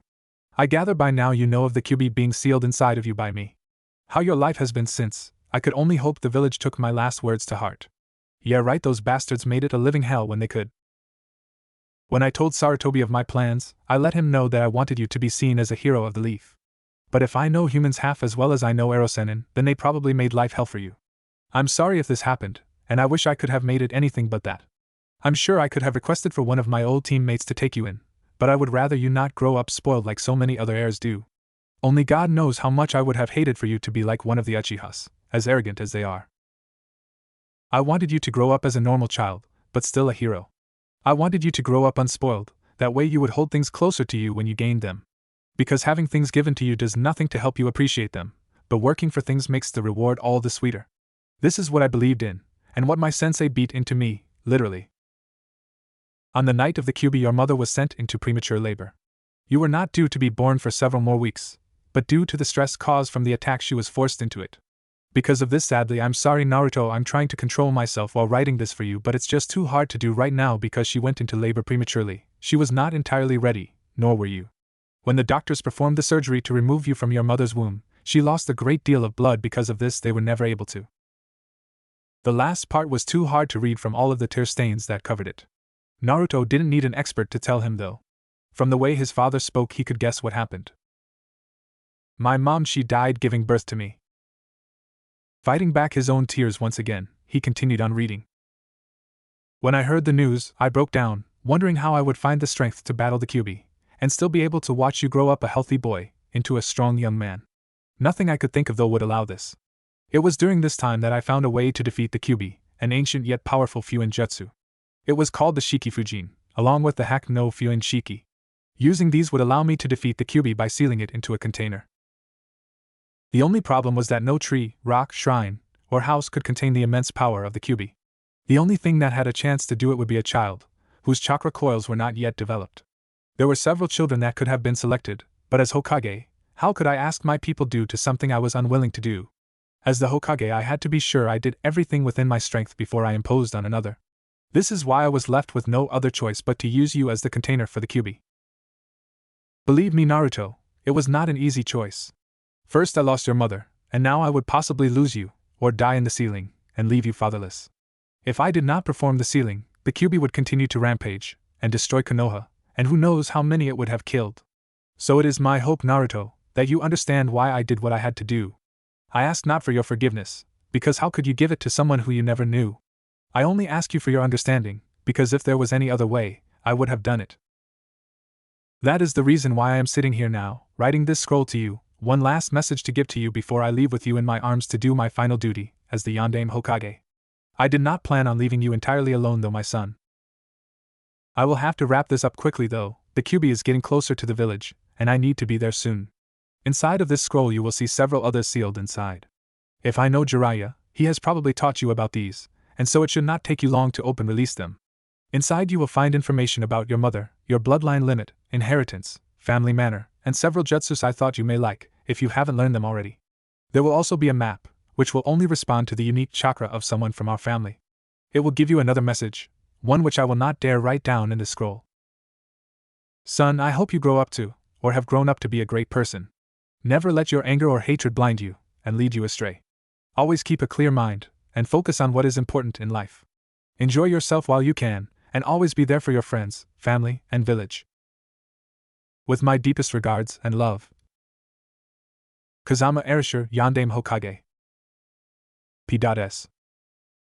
If you ever meet Jiraiya, tall white-haired man with red tear streaks under his eyes, remember a few things. He may be a great teacher, but he is still a lecher. It is his one true weakness that allows others to manipulate him. Do not turn out like him, because if you do, you may regret it when you find a wife. Naruto looked down on the scroll, shocked at some of the news written within. He still felt anger inside of him for his father doing what he did, but as one dreaming of becoming Hokage, he somehow had to agree with what was said. Could a Hokage ask his villagers, the ones he wants to protect, make such a sacrifice, without being willing to do it first? Would it not make him a bad leader then? His father did what any great leader would want to do. He died protecting his people. In doing so he sacrificed the life of his wife, himself, and his only child. He wasn't able to hold back the tears anymore. Finally the shock of everything he read had sunk in, and his tears started to flow freely. For the first time in a long time, Uzumaki Kazama Naruto cried out of sadness openly. It was this sound that Hinata woke up to. Hinata was sleeping peacefully, dreaming of hugging Naruto, and perhaps being on the same team as him. Both would get to know each other more, and then perhaps Naruto would start to return her feelings. They would become chunin together, and continue seeing more and more of each other. It wasn't long before her dream started to become too risque for her, and the sound of someone crying filtered into her dream world. So as she woke, and started to sit up, rubbing the sleep from her eyes, she saw something she could honestly say she had never seen before. Naruto crying. So quickly overcoming her shock at the rare sight, she stood up from the couch, and slowly walked towards where Naruto sat, moving slowly, so as not to startle him. As she drew closer, she finally dared to speak to him. And Naruto-kun, is he everything alright? She timidly asked the blonde. She stood there waiting for an answer, but one never came to her. Instincts taking over, she circled around the desk to stand behind him, and turned him around in the chair to face her. When he was facing her, she was caught by surprise as the look of sorrow in his face. To her, she had never seen him look so helpless and alone. Seeing him like that showed he was just as human as everyone else around him, as well as tugged on her heart's strings more than usual. After seeing him in this state for several seconds, she couldn't stop herself from wrapping her arms around his shoulders, and pulling him in, as some dormant maternal instinct kicked in for her. Feeling the contact, Naruto brought his arms up to wrap around Hinata's body, and rested his head on her shoulders, still crying, and mumbling things about his father and Kyuubi. Hinata for her part sat there and rubbed his back, much like her mother used to do with her. She rocked back and forth gently, as she tried to calm him down. Gone was her usual shyness, forgotten as she tried to help the source of her strength and happiness. After several minutes, she could finally hear the signs of him calming down, yet she continued to do as any mother would do for their child. After it seemed like Naruto calmed down, she gathered the nerves to speak to him. Naruto-kun, what's wrong? When he failed to answer verbally, she noticed him just motioning his head back towards the desk where the scrolls sat. Taking the small hint, she slowly released Naruto from the embrace, and walked over towards the desk to see what could have shaken him so much. Slowly she read through the message left on the scroll. It felt like she was reading a novel, something created in someone's mind, and not a person's personal history. Finding out that the Yondaime was Naruto's father, and made the ultimate sacrifice of his life, his wife's, and well as his only child, all to save the village. Seeing this made her respect the man more, yet also disgusted her to an extent. She couldn't help but wonder how someone could cause their own newborn child so much pain, even if unintentional. "Oh Naruto-kun," she let escape her lips as she finished reading the life-altering scroll. As she said this, the door leading towards the office of the Hokage once again opened to reveal her father and Irika. Upon seeing Naruto down on the ground with tear tracks running down his cheeks, Irika rushed over to make sure everything was okay. Hinata rolled the scroll up and gently placed it in Naruto's lap before heading towards her father's retreating figure. As she left down the hall, she cast one final glance back at the figures of Naruto and Irika. Shortly after those two departed, Irika picked up Naruto and led him into the office of the Hokage. After setting Naruto down and upon the couch, he took his leave to let the two speak. That night they spent a great deal of time speaking of Naruto's father and what he was like. While he was angry with him at first, Naruto slowly started to understand why he did what he had to do. Naruto slowly started to come around to the same line of thought as he put himself in his father's shoes. He admitted to himself that while it may not have been an easy thing to do, it had to be done. What was one life compared to the hundreds of others that would be saved by the few sacrifices of his family? After talking about the circumstances leading up to the sealing, the Hokage left Naruto with the parting words requesting him to be sure to read the other items sealed within the scroll. He was told that they would reveal more about his bloodline, as well as his mother and family house. Due to Naruto's age, he would be unable to claim all of his inheritance at the current time, but should he make the rank of Chunin, then by law he would be allowed to take the privileges of all clan heads, and be allowed full access to his inheritance. It wouldn't be till 2 in the morning that Naruto made it back to his home, and gained the most peaceful sleep he had in the last few days. The next morning brought light into the eyes of a sleeping blonde-haired boy, who was struggling with everything he had to block it out. Despite his best efforts, he lost the battle, and cursed his newfound enemy, the sun. Rising from bed, and going about his morning routine on autopilot, he was still awash in his memories of the last day. "I have a family, they may be dead, but at least I know what happened to them now. I guess after I find out my team, I can read more of the scroll. Hopefully it will tell me how to use my bloodline limit, if not I'll have to look back on the fight with Mizuki-sensei." It was as he left his shower, shivering cold, and walked into his room that he suddenly remembered something he was supposed to do yesterday. "Kyuso, I forgot to do my laundry, just great, now I don't have anything to wear, I think." Slowly he started to sort through his clothes in his closet and his dresser, during which he found a pair of baggy black pants, which he bandaged closed at ankles. He also found another of his black t-shirts, with the red spiral on the chest, and smaller ones on the shoulders. There was only one problem with the shirt. It was just a little too small. It was small, but not too small, he could still wear it, and the only problem would be that it would be like a second set of skin. With little choice in the matter, after all, who would want to wear a shirt caked with mud and some dried blood, he pulled the shirt on and slipped his sandals.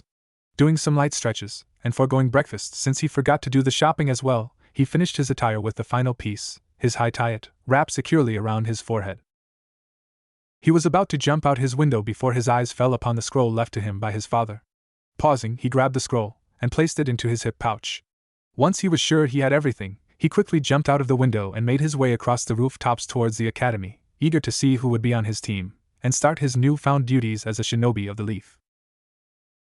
As he made his way to the academy, he couldn't help but feel like he was being followed. Stopping several times and looking back, he could never spot the culprit, so he continued along the rooftops. He wasn't far from the academy when he started to hear strange giggling coming from behind him. Stopping to turn and look, he came to see Sasuke's worst fear and most terrifying nightmare, a fan club. Many of the girls he remembered from his class and time in the academy. The ones on the streets though all looked like they were from the civilian populace, and each looking at Naruto with hearts in their eyes.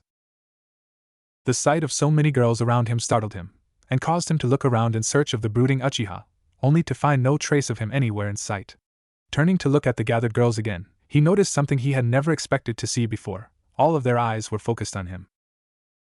This cannot be happening, since when do I have a fan club? With those thoughts he set out at a full sprint towards the academy with a herd of screaming fans right behind him, all calling for their blonde-haired king. Several minutes later, as well as several more close calls, Naruto could be seen sneaking into the classroom via the back door, and taking a seat near a head of indigo-colored hair.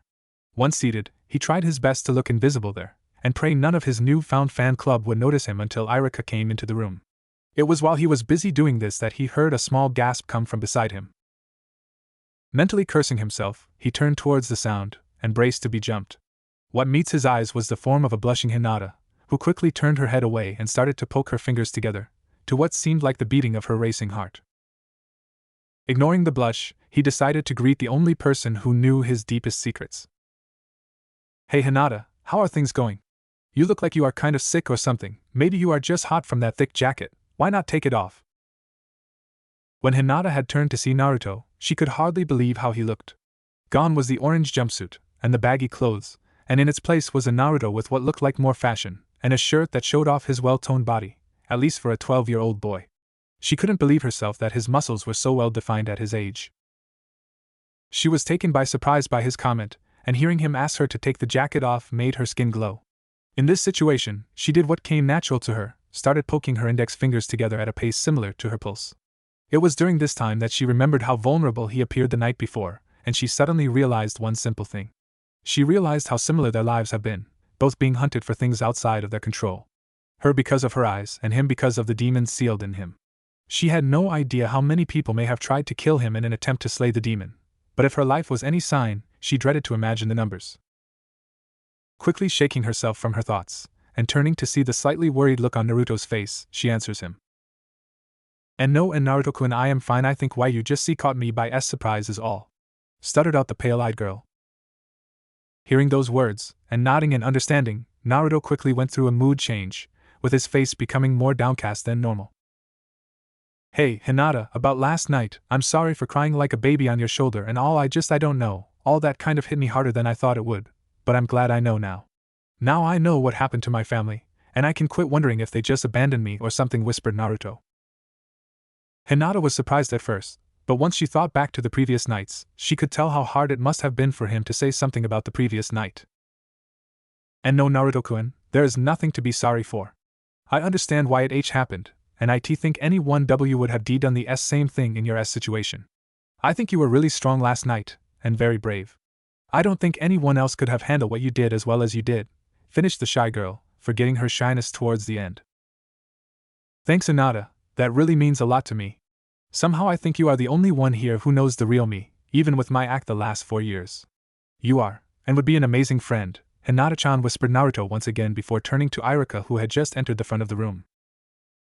Hinata started to blush as the suffix added onto her name, and couldn't help but notice how he had ignored the entrance of his one-time crush Haruno Sakura. She didn't get much time to think about it before Irika started to speak to the class. When many of the students saw Irika, they thought he had been through a war zone. His torso was still heavily bandaged, as well as parts of his arms and legs. Many had heard the explosions the night before, who couldn't, but none knew what could cause them.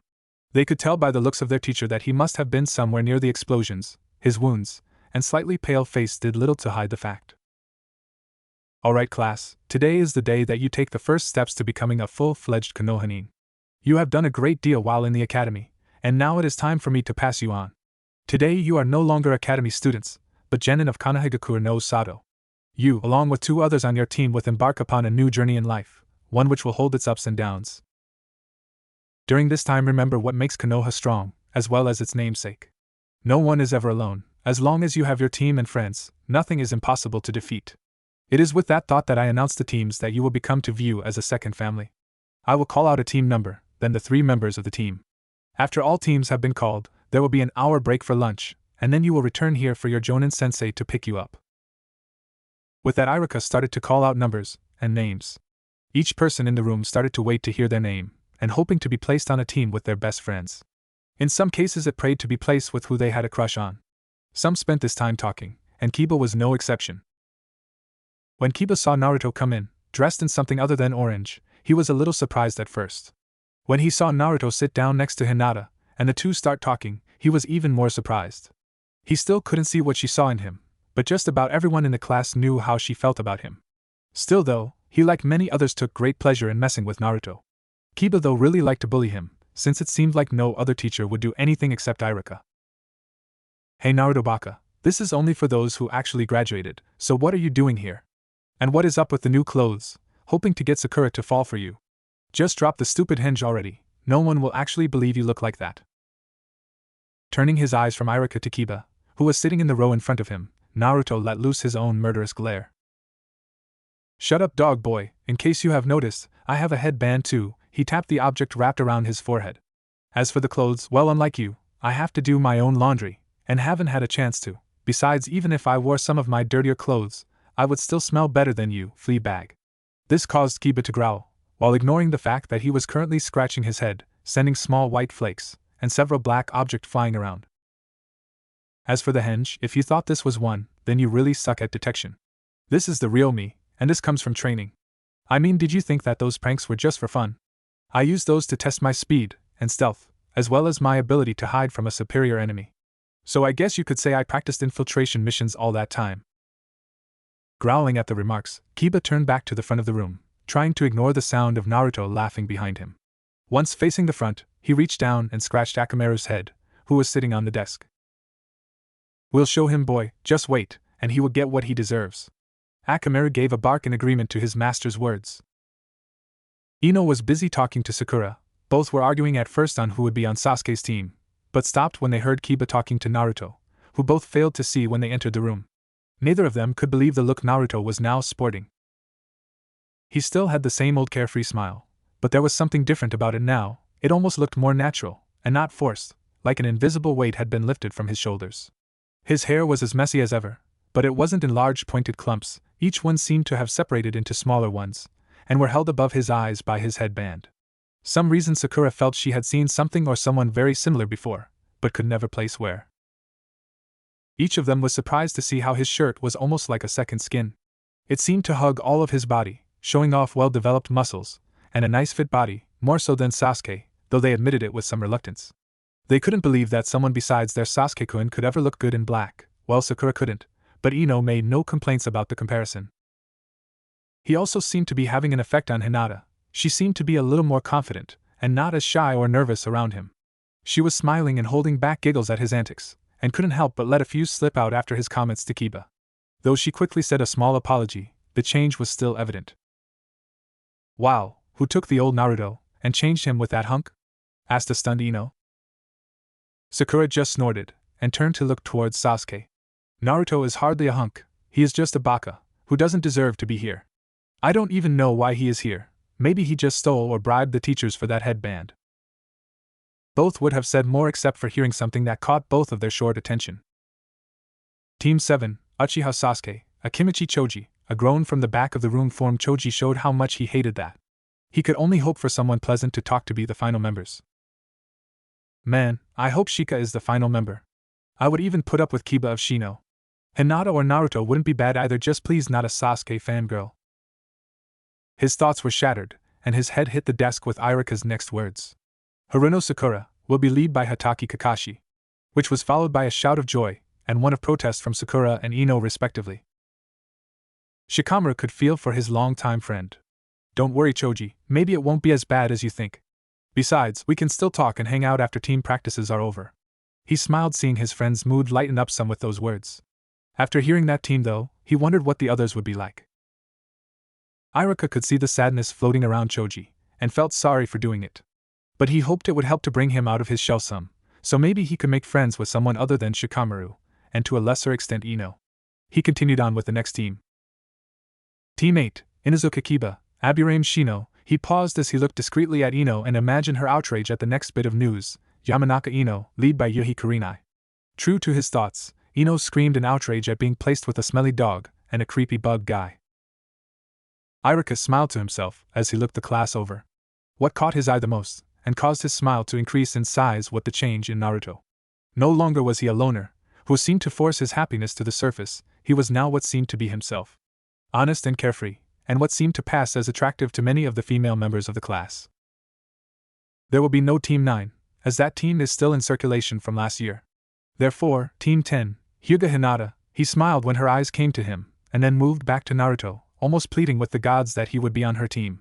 Nara Shikamaru. He grinned as the lazy boy actually seemed to be paying attention for once. And Uzumaki Naruto, led by Mitarashi Anko. You are all free for lunch now. Remember to be back here in an hour for your sensei to pick you up. With that, Irika turned, and slowly walked away from the shouts of joy running throughout the entire class. Hokage Tower. Sitting in the Hokage's office were the gathered jonins for this year's class, as well as those from the year before. Those for the current class were looking over the files given to them by the Hokage, getting to know their new students. Currently, though, there was one Jonin missing from the group, as well as the Hokage himself. Despite this, they continued talking amongst themselves. So, Kurenai, I see you get the Inuzuka, Abirame, and the Yamanaka. A strange mix, don't you think? Said a lazy voice from across the table. The speaker wore a green Jonin vest, with a black shirt, pants, and mask that covered his mouth, nose, and nearly his left eye. Over his left eye was his Konoha Haitayat, which also held back his busy silver hair. Yes, Kakashi, it does seem like a strange bunch, but when you look at it from Iruka's view, it does make sense. I had planned to make it only a tracking team, but with Ino being added into the group, I can do more with them. We can now do scouting, with ease considering the Yamanaka jutsus. Then there's also infiltration, which works to the strengths of Shino and Ino. Tracking is also doable with the use of Shino and Kiba. Granted, it may not be as effective as it would have been with Hinata, but still doable. This also gives me a perfect candidate to pass on some of my more useful genjutsu to. Sure, Haruno Sakura is a perfect genjutsu type, but I think it will be more potent with Ino. There are just too many ways to be able to work it into her family jutsus, and combine with Kiba and Shino. Stated the raven-haired, crimson-eyed beauty known as Yuhi Kurenai. Today she decided to go with a more traditional style of dress to make a better first impression on her genin. She wore a tight red shirt, covered by the familiar form of the Jonin combat vest. She also had on a pair for slightly baggy black pants, bandaged at the ankles, and a holster for her weapons on her right thigh. You may be right. I seem to have an odd batch as well, though I am pleased to note that I do have the Uchiha. This will make it easier to teach him once he awakens his Sharingan. Looking at Sakura's information, I'd have to agree about her being a genjutsu type. She seems to have near perfect control of her chakra, but that could just be someone overstating her skills. She was head in the class in the written portion, but in other areas she didn't fare too well. Then there is Choji, who will most likely depend upon his family jutsus. If I could teach Sakura a few genjutsu, she may be able to keep an enemy busy enough for him to hit them with one. I just hope that the two of them do not cause too many problems within the team though. Drawled out Kakashi again. Then there is Team 10. Came a random voice from the gathered Jonin. Yeah, that is an oddball bunch, the Hyuga heiress, the heir of the Nara clan, and rumored closet genius, and finally the demon brat. Then look at the Jonin for the team, and they would have to be the misfit team. Added in another. If what I heard is true, then the Hyuga lacks a great deal of confidence, so she can't be that great and probably just barely passed. The Nara is a lazy ass, who would only move if he needed to. The Uzumaki, well, I don't know, I heard he failed the tests 3 times already, including this year's test. Spoke added in Kakashi. You never know, Enko might be able to turn them around, after all none of you know her like I do. Kurenai, your youthful optimism is refreshing. But tell me, what makes you believe that? Surely this team is full of what my rival has stated, the odds of them becoming successful shinobi are very slim. Claimed a man clad in a green-skin tight spandex bodysuit, with Jonin vest, and orange leg warmers. The truly disturbing thing, aside from the bodysuit, was the eyebrows that were hairier than a caterpillar. Just call it women's intuition guy. Some reason I think there is something special about Uzumaki Naruto. As a genjutsu user, I develop a habit of watching everything very closely. All those pranks he pulls, and the way he acts, there is just something off about all of it. This caused many to think back to the things they had witnessed the boy doing over the years. In the end, many started to agree with the woman, others wrote it off as a woman reading too deeply into things. None would believe it when they were proven wrong. Naruto's apartment. The Hokage decided to help the woman known as Mitarashi Enko learn a little more about Naruto's life. So he decided to bring her to his apartment. Some of this was out of concern for how Naruto was living. What he saw in the apartment, and at the front door, was not what he expected. The front door seemed to barely hang upon its hinges, and had several holes in it from pointed objects, as well as where people kicked it in. The inside of the place was not any better. Many of the floorboards were torn up, busted, and leaving the floor much like a gopher home, with all of the holes left in it. The walls were about the same as the floor and front door. Fist-sized holes and foot-sized holes could be seen littering the interior of the place. What once was a window could be seen on the floor of the apartment, along with a rock that had something wrapped around it. Raising an eyebrow, Enko walked over and removed the paper around the rock to see what it said. Demon scum, why don't you just die, and leave this village in peace? It's bad enough you still live, but now you have become a shinobi of Konoha. What next? Raping our children, destroying our homes, and feasting on our bodies. Be gone from this place when we come back. Growling, Enko handed over the paper to the confused Hokage. It didn't take long for his feelings to mirror Enko's. How long has this been going on? Naruto has never said. I suppose though it isn't in his nature to. I am glad though he might be moving from here soon. I'm glad you are taking it so well, Hokage-sama, but if this kid is going to be under my care, I'd like to know about these things. I mean, look at this place. A rat wouldn't live here if it had a choice. I can see his bedroom from the front door, and that isn't even by a door, it's from the holes in the wall. And what the hell is that smell? I've had enough, let's get back to your office. Once this boy is officially mine, he is leaving this place for a better one, at least if I have anything to say about it. With a smile on his face, both vanished in clouds of smoke to his office. Hokage's office. Once the two returned to the office, he wasted little time in taking his seat once again. Enko walked over and sat beside Kurenai as she looked over her own stack of files on her new team. While reading, she could feel the eyes of many of the men on her. Some of the leering could be because of the fishnet clothing she wore, with little else on aside from white shin guards, an orange skirt that went to mid-thigh, and an open tan trench coat. She didn't care though. She often used this to her advantage over many people, friends and foes alike. Now then, I presume you all looked over the files for your teams, allow me to show you them in person now. With that, he revealed the small crystal ball he used to watch things in the village. The first thing the ball focused on was a pink-haired girl walking, or trying to, next to a raven-haired boy. Sasuke-kun, would you like to get to know each other better? That way we could be a better team, asked Sakura with a blush on her cheeks. No, just stay out of my way, along with the other dead weight I'll have to drag with me. All jonin in the room looked towards Kakashi as he let out a sigh at the behavior of his soon-to-be team. I wonder where my third member is though? Asked Kakashi to no one in particular. The next image the ball showed everyone was one of a black-haired boy with glasses, and a pale gray trench coat sitting under a tree, while a brown-haired boy in a similar parka could be seen chasing a small white puppy around said tree. Above them was a pale-haired blonde sitting on a branch in a purple top and purple skirt slit down the sides. She also had white bandages over the majority of her waist and upper thighs. Everyone could notice how annoyed she seemed to be with her current situation. Why do I have to be on this freaky team? Why couldn't I have been with Sasuke-kun or at least Naruto now that he looks so hot, whined the girl. Many in the room raised an eyebrow at that comment. From the photos, and past history with the young blonde, none ever mistook him for someone a girl would date. Grinning, the Hokage turned it to the next group of genin hopefuls. Slowly the image focused in on the group. There was an indigo-haired girl in a pale beige jacket, and pale eyes. She wore dark blue pants, which just passed her knees, and had pale lavender-colored eyes. Her eyes marked her as Hyuga Hinata, next in line to be head of the Hyuga clan. Next was a black-haired boy with his hair done in a top knot that spiked at the end, and he currently wore a content expression on his face. He was wearing a fishnet shirt and a gray jacket with green trim. Nara Shikamaru. Next to Shikamaru was a brown-haired boy, with his high tie raked around his forehead, and the clothes divided down the middle of his head separating his hair. Around his neck was a white scarf that wrapped around, and would probably touch the ground when he was standing. He also wore a green shirt left open down the middle to reveal a white shirt with writing on the front. His hands were wrapped in bandages up to the middle of his forearm. Aside from his size, there was one other special thing that marked him as a Kimichi Choji, that was the small red swirls that adorned his pudgy cheeks. Finally the image came to a boy in black pants bandaged tightly around the ankles, with a kunai holster on his right leg.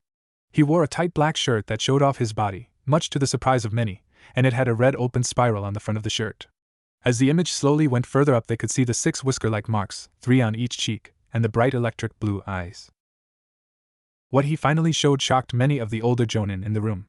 The boy's hair, which normally clumped together to form spikes of blonde hair, was not clumped, but more stringy, and still as wild. If it wasn't for the high tide of the boy it would be falling over his face. My, looks like he is already taking up after his father. I'll admit I'd never expected Naruto to change this much in a single night, but it seems to have been a good change, thought the Hokage as he looked around the room at many shocked faces. No, Arashi-sensei is dead, and he never had any children, did he? If he did I would have known, so why does the container for the Kyuubi look so much like him? Could it have been a side effect of the ceiling? Were the inner thoughts of Kakashi as his visible face paled, and eyes narrowed. He felt as if the thing was mocking him in some way, teasing him with a vision of his deceased sensei. He silently made a vow then to find out what was going on, and why the boy known as Uzumaki Naruto looked like his former teacher, Kazama Erasure. My, looks like the Yamanaka was right. He seems to be quite the looker now if I do say so myself. It's a shame he is so young though, muttered Anko, earning a few glares, and some laughs from those gathered. The group looked like they were on top of the academy, and just laying there, looking into the sky, watching the clouds and the day go by. Occasionally the girl known by all as Hyuga Hinata would look over towards Naruto, and smile. Shikamaru was doing his own fair share of glances, hardly believing that the one next to him could possibly be the loud-mouthed blonde from days earlier. The Hokage continued to show the different genin groups, letting each jonin see their teams, and learn a little about how they act by watching them. Finally the hour break promised to the group had passed, and each started to make their way to pick up their teams. Out of the many leaving the room, one stayed behind for a few short minutes, hoping to get a few questions answered. Yes, Anko? I presume you have a question about your team. Yeah, why is there a section in Naruto's folder missing? The section is the one dealing with his known jutsus, and his birth certificate. Is there something I should know about, or did it just fall out somewhere? Asked a suspicious Anko. Well, I can say it didn't vanish, but for the rest, you will know when you meet Naruto, and he begins to trust you. The information in those sections is his to tell, and no one else. I can promise, though, some of it will be a surprise to you, replied the wise old man with a mischievous smile on his face. Sighing at the lack of answers, she turned to make her way to the academy for her first group of victims. Looking over the files, she knew it would be a hard time, but she still couldn't help but like them. They each seemed to have an untapped potential waiting to be revealed. Konoha Academy. Everyone gathered back into the classroom, each group sitting with those that now formed their new teams. Many of those gathered seemed content, or happy with the current arrangements, while others seemed to be disgusted with them. A few scant minutes after all were gathered in the room, Iruka could be seen walking in, with a number of people waiting outside of the room. Once in and sure everyone was accounted for, he started calling out the names of the teams, and their number. Once he did that, he called for the Jonin sensei to come in from the door. After that, the group would walk out to wherever they would gather to do whatever the Jonin wanted for the first official group meeting. He slowly checked off names till he came to Team 7. Akimichi Choji, Hirono Sakura, and Uchiha Sasuke, your Jonin sensei is Hatake Kakashi. Please come in, Kakashi-san, spoke Iruka. He waited several seconds, and still no one came into the room. Sighing, Iruka walked to the door and opened it. Poking his head out, he asked the gathered Jonin, let me guess, Kakashi is late again, right? Receiving nods and confirmation, he sighed and turned back in. Okay, you three take a seat in the back of the room. Your sensei will be here shortly, I hope. The last part was muttered, so that no one could hear it. Shaking his head, he continued with the names. Team 8, Aburaim Shino, Inuzuka Kiba, and Yamanaka Ino, meet your sensei, Yohi Kurinai. With that, the door opened to let the raven-haired Jonin in. Please, follow me to Training Ground 8. With that, she turned and left the room with the three young genin in her footsteps. Now, Team 10, Hyuga Hinata, Nara Shikamaru, and Uzumaki Naruto, meet your sensei, Mitarashi Anko. With those words, the door opened to reveal Anko, who walked to the center of the room and looked at her group. Giving a twisted smile that sent shivers down their backs, she called out to them. Ichiwai, I'm Mitarashi Anko, and I'm going to be your sensei from this day forward. Follow me to the dango shop, she shouted while cheerfully pumping her arm up and down in the air. She's just like Naruto, thought Sakura. Wow, she is really crazy, be careful, Shikamaru, was running through Choji's mind. Humph, another annoying person, was all Sasuke thought at her antics. Why did I get such a crazy and troublesome woman for my sensei? Man, that smile of hers was creepy. I'd better watch out, though. She does dress in some interesting clothes, and oh, I am not a pervert, mentally shouted Naruto as he looked Anko over. Oh, she seems so carefree, and almost just like Naruto-kun. I hope I can be strong, and not let him and her down. For my father, and Naruto-kun, I must be strong, were Hinata's thought as she followed Anko from the room. The group followed the seemingly crazy Kunoichi down the streets of Konoha as she hummed a tune and led them to a dango shop. Once in, she took them to a booth in the back of the shop, and sat down, after motioning for them to do the same. Shortly after they sat down, a waitress walked over with a tray filled with dango already, and set them down in front of the group. After setting down the dumplings, she took her leave. Now, why don't you guys tell me something about yourselves?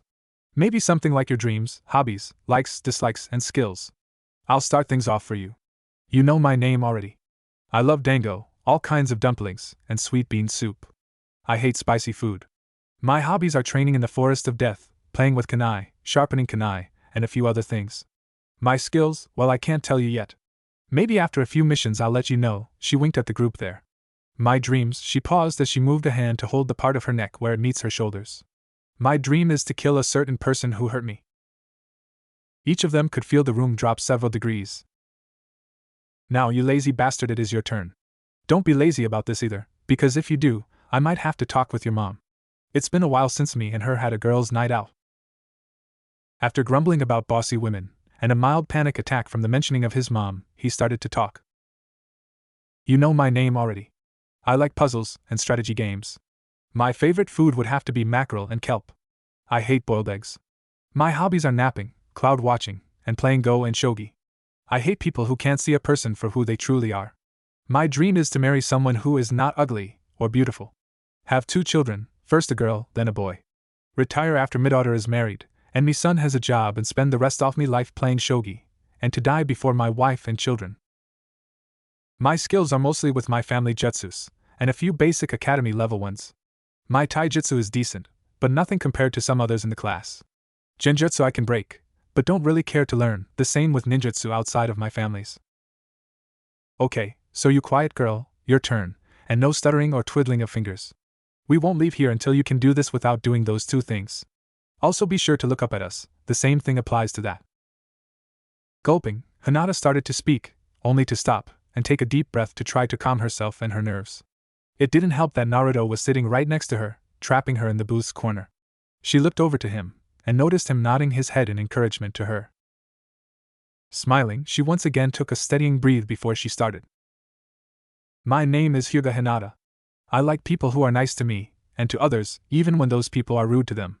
I dislike those who judge people without knowing them, and ridicule others. My favorite food is cinnamon rolls and bean jam. My hobbies are flower pressing, training, and making medicinal salves. My dream is to become a great medic nin, and make my clan proud when I become the head of it. I have some skill in the Juken, the taijutsu style of my clan. I'm not as good as others, but I know I can get better. She managed to finish without stuttering or any of her other nervous and shy habits. She smiled to herself as she realized just how easy it was to do that. Thank you, Anko-sensei. Great, we could use a medic on the team, more so with the knucklehead sitting next to you. This earned her a glare from Naruto, even though he was smiling while doing it. Now you, Yandere wannabe, finish things up. Hearing her say that caused Naruto to tense slightly as he heard someone compare him to his father. Shaking it off as just a coincidence, he ran a hand through his hair. Next to him, Hinata also tensed slightly at the comparison. She looked over Naruto once again, and she too couldn't help but notice how similar he looked to the pictures of the yandere in their books, and the framed pictures in the library. His moment of nervousness did not go unnoticed by Anko and Shikamaru though. Anko thought it might have had something to do with the sealing of Kyuubi. I mean, who couldn't hate a person who sealed a demon in you? Shikamaru just went into his thinking mode as he noticed the similarities between Naruto and the yandere. Take away the whisker marks, and he could probably pass as a young yandere. But there was never anything in our books that stated he had a family, or was ever married, thought out Shikamaru. Well, my name is Uzumaki Naruto. He trailed off here as he scratched his chin while thinking. Well, I like ramen, though it is almost the only kind of food I have a chance to eat. Roasted fish is good too. I also like my friends, like Hinata-chan, who do not judge others just from what they see on the outside. I hate the 3 minutes it takes to wait for ramen to cook, and arrogant self-centered bastards like Sasuke. Some of my hobbies are playing pranks, and using that as training, swimming in the river and lake, training, and gardening. He whispered out the last part, a little ashamed of what people might think. My dream, well, I think my dream is to become the greatest Hokage in history, and impress my family again. He whispered the last part of his speech, and looked slightly downcast. My skills, I have my Oiroku no Jutsu, Henge, Kage Bunshin no Jutsu, Taiju Kage Bunshin no Jutsu, Bunshin Daibakuha, and Shuriken Kage Bunshin no Jutsu. I also have another ability I'm working on, but I can't say what it is yet. Anko let out a small whistle at the list of the jutsus he could do. Sure, some of them were low, but the Kage Bunshin related jutsus was nothing to laugh at. She couldn't help but wonder though what his unmentioned one was. Shikamaru just looked at Naruto in amazement. He would have never thought that the boy across from him could have such high-level jutsus, and still fail the academy 3 times. Great, so we have a lazy bum, a shy heiress, and someone who wants to be the yandere. Again another flinch by Naruto followed this. Normally, I give you guys some kind of test to see if you are ready to become a genin team. But from what I saw earlier while at the Hokage's office, you guys get along pretty well, and should have no problem with teamwork. There are a few things we need to work on though, which we will start on tomorrow when I tell you your training schedule and mission schedule. We will meet here every day at 0900. Showing up late earns you laps around Konoha. The first time is 10 laps. Every time after that you gain 10 more. Tomorrow we will do our first mission, and then break for training. Until then you are dismissed, except for you Naruto. I want to talk with you. With that Shikamaru quickly left, one of the few times he hurried to do something, while Naruto moved out of the booth to allow Hinata to leave. After a few parting words to his two friends, Naruto sat back down opposite of Anko. Okay kid, who are you, and what did you do with the normal trickster who performed some hilarious pranks? Asked Anko as her eyes sparkled dangerously. Gulping at the intent hidden in her eyes, he started to answer. Like I said, my name is Uzumaki Naruto. Sure, and since when did you have a fan club watching you? I mean, it's hard to notice all the girls ogling you right now from outside this place. Groaning, he hung his head and set it down on the table as he started to speak. This is just the real me, sensei. No one really paid attention to me till I forgot to do laundry and had to dig up some old clothes. Besides, I'm thinking about burning those ugly orange jumpsuits and doing some shopping, but that might be hard since no shop lets me in for the obvious reasons, which I'm sure you know. Yeah, brat, that is why when you do go shopping, I'm going with you. Just let them try to throw you out with me there. She paused as she saw Naruto blushing and with a mortified look on his face. Or you could take your little girlfriend with you. I'm sure she could pick out some great clothes for you. Naruto raised his head to look up at his sensei, with a confused look plastered upon it. Girlfriend, I don't have one. Heck, the only girl that is my friend seems to be Hinata-chan. He paused as he thought of that. Now that you mention it though, I might ask her to come along. I can trust her opinion on things since she is really honest. He is really that dense? Okay fine, and I'm glad you are getting rid of those orange clothes. If you didn't, I'd burn them myself. Now get lost, you are going to need all the sleep you can get for tomorrow's torture session. As Naruto got up to leave, he glanced back at her. Seeing this, she flashed a smile that seemed too sweet and innocent on her face. Naruto couldn't help but shudder, and dread what was coming up in the next few days for him, and the other members of the team. Shigeki no Fusuto Dangon. Naruto was just about to leave the small dango shop until he remembered something else his sensei had said to him. Sure, and since when did you have a fan club watching you? I mean, it's hard to notice all the girls ogling you right now from outside this place. That's right, all of those crazy girls are outside waiting for me. How in the world am I supposed to slip past all of them? Sighing in frustration, Naruto stopped and leaned against the small bar of the shop to ponder his predicament. Leaning against the bar, with his hand on his chin, earned him a number of looks from the other occupants of the small shop, and more than one double take for who he looked like. Some of the occupants were wondering what the boy was mumbling to himself about, and why he was swearing revenge on the creatures known as fangirls. The final thing that had people shying away from him was the fact that he was muttering about never forgetting to do laundry again, and make his crazy psycho sensei go shopping with him. Sighing to himself once again, he decided upon a course of action: make a break for it through an army of Kage Bunshins. Not what he really wanted to do since it would eat up a lot of chakra, but it seemed like the only viable and safe way to get out with his clothes intact. Standing up straight, he brought his hands and fixed his fingers into a cross-like seal and focused a large amount of chakra into it. While solemnly saying Kage Bunshin no Jutsu, he generated a small squad of Bunshins and moved himself into the crowd of copies. With a defiant war cry from each of the newly formed blondes, they charged out of the shop and into a mass of girls, each reaching to a blonde and grabbing, hoping to get something from him to commemorate the occasion. So caught up in the mad dash were the girls, that they never noticed another Anko leaving the small shop and take to the rooftops, then run from the area at full speed, with a very Naruto-like grin on her face. Once Anko was several blocks away from the bar, she raised her fingers up into the boar sign and simple said Kai, release. She was then obscured from sight by a large cloud of billowing white smoke. Several seconds later a gentle wind came through and whisked the smoke away, revealing a grinning blonde-haired boy with 3 whisker-like scars on each cheek. Back at the small shop, the large group of Narutos suddenly vanished with a popping sound, and only leaving clouds of smoke and several angry women. And oh, I wanted the mini yandame! Shouted several of the depressed women, none of them knowing just who they had been chasing. Currently said blonde was busy walking towards his apartment, and trying to keep to the back alleys in order to hide from the rabid women who have started to hunt him down. He was nearly to his block when he stopped in the alleyway and looked up towards the sky. The clouds are nice today, maybe I won't go home just yet. With that said, he turned and started off towards the eastern forest surrounding Konoha and the training grounds. After speeding his way across the village, he finally made it to the training ground, and went deeper into the forest after crossing a small red bridge. He continued until he came to a clearing with 3 large stumps, and a large obsidian stone monument. On this obsidian monument was the names of the shinobi who died while serving their village and country, and held painful memories for many active shinobi and civilians. Once Naruto made it to the center of the clearing by the stone, he paused for a few moments, then turned back towards the direction he came from. "I know you are there, so come on out, whoever you are," called out Naruto to the trees surrounding him. Several minutes went by with Naruto never taking his eyes away from one tree that stood at the pathway to the clearing. Finally, after over 10 minutes, the branches of the tree started to move, and parted to make way for a silver-haired Cyclopes. The silver-haired figure gracefully jumped down from the tree, and landed on the opposite side of the clearing from Naruto. Neither figure took their eyes off of the other, each waiting for the other person to make the first move. To them it was a delicate balance in what felt like a life-or-death struggle. Whoever made the first move could be leaving themselves open to a death blow from the person across from them. Blue and black eyes meet each other, and neither one was giving the other a glimpse to what they were thinking. Naruto was the first to break the silence by letting out an exasperated sigh as he walked towards one of the large stumps in the clearing.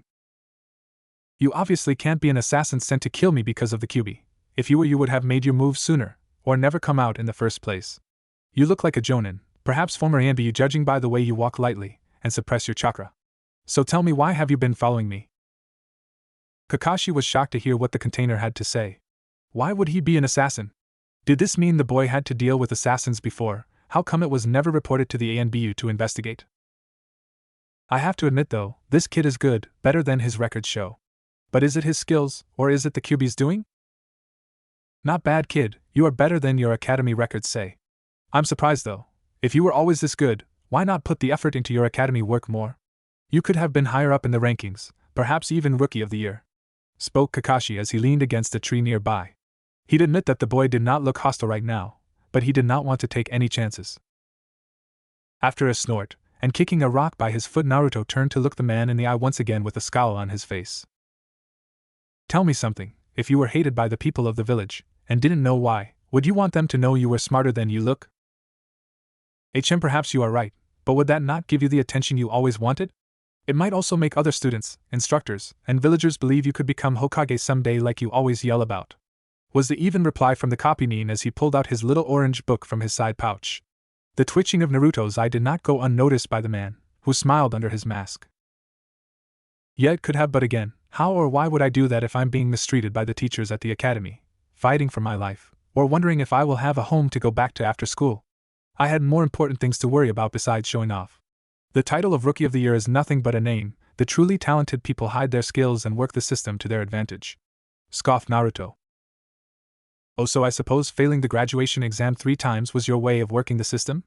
I have to say, not a very smart thing to do. If it wasn't for the incident with Mizuki, you might not have graduated at all this time." This time Naruto's eyes flashed open, placing Kakashi in their piercing gaze. Unconsciously, Naruto started to flex his right hand, opening and closing the appendage as if he was getting ready for a battle.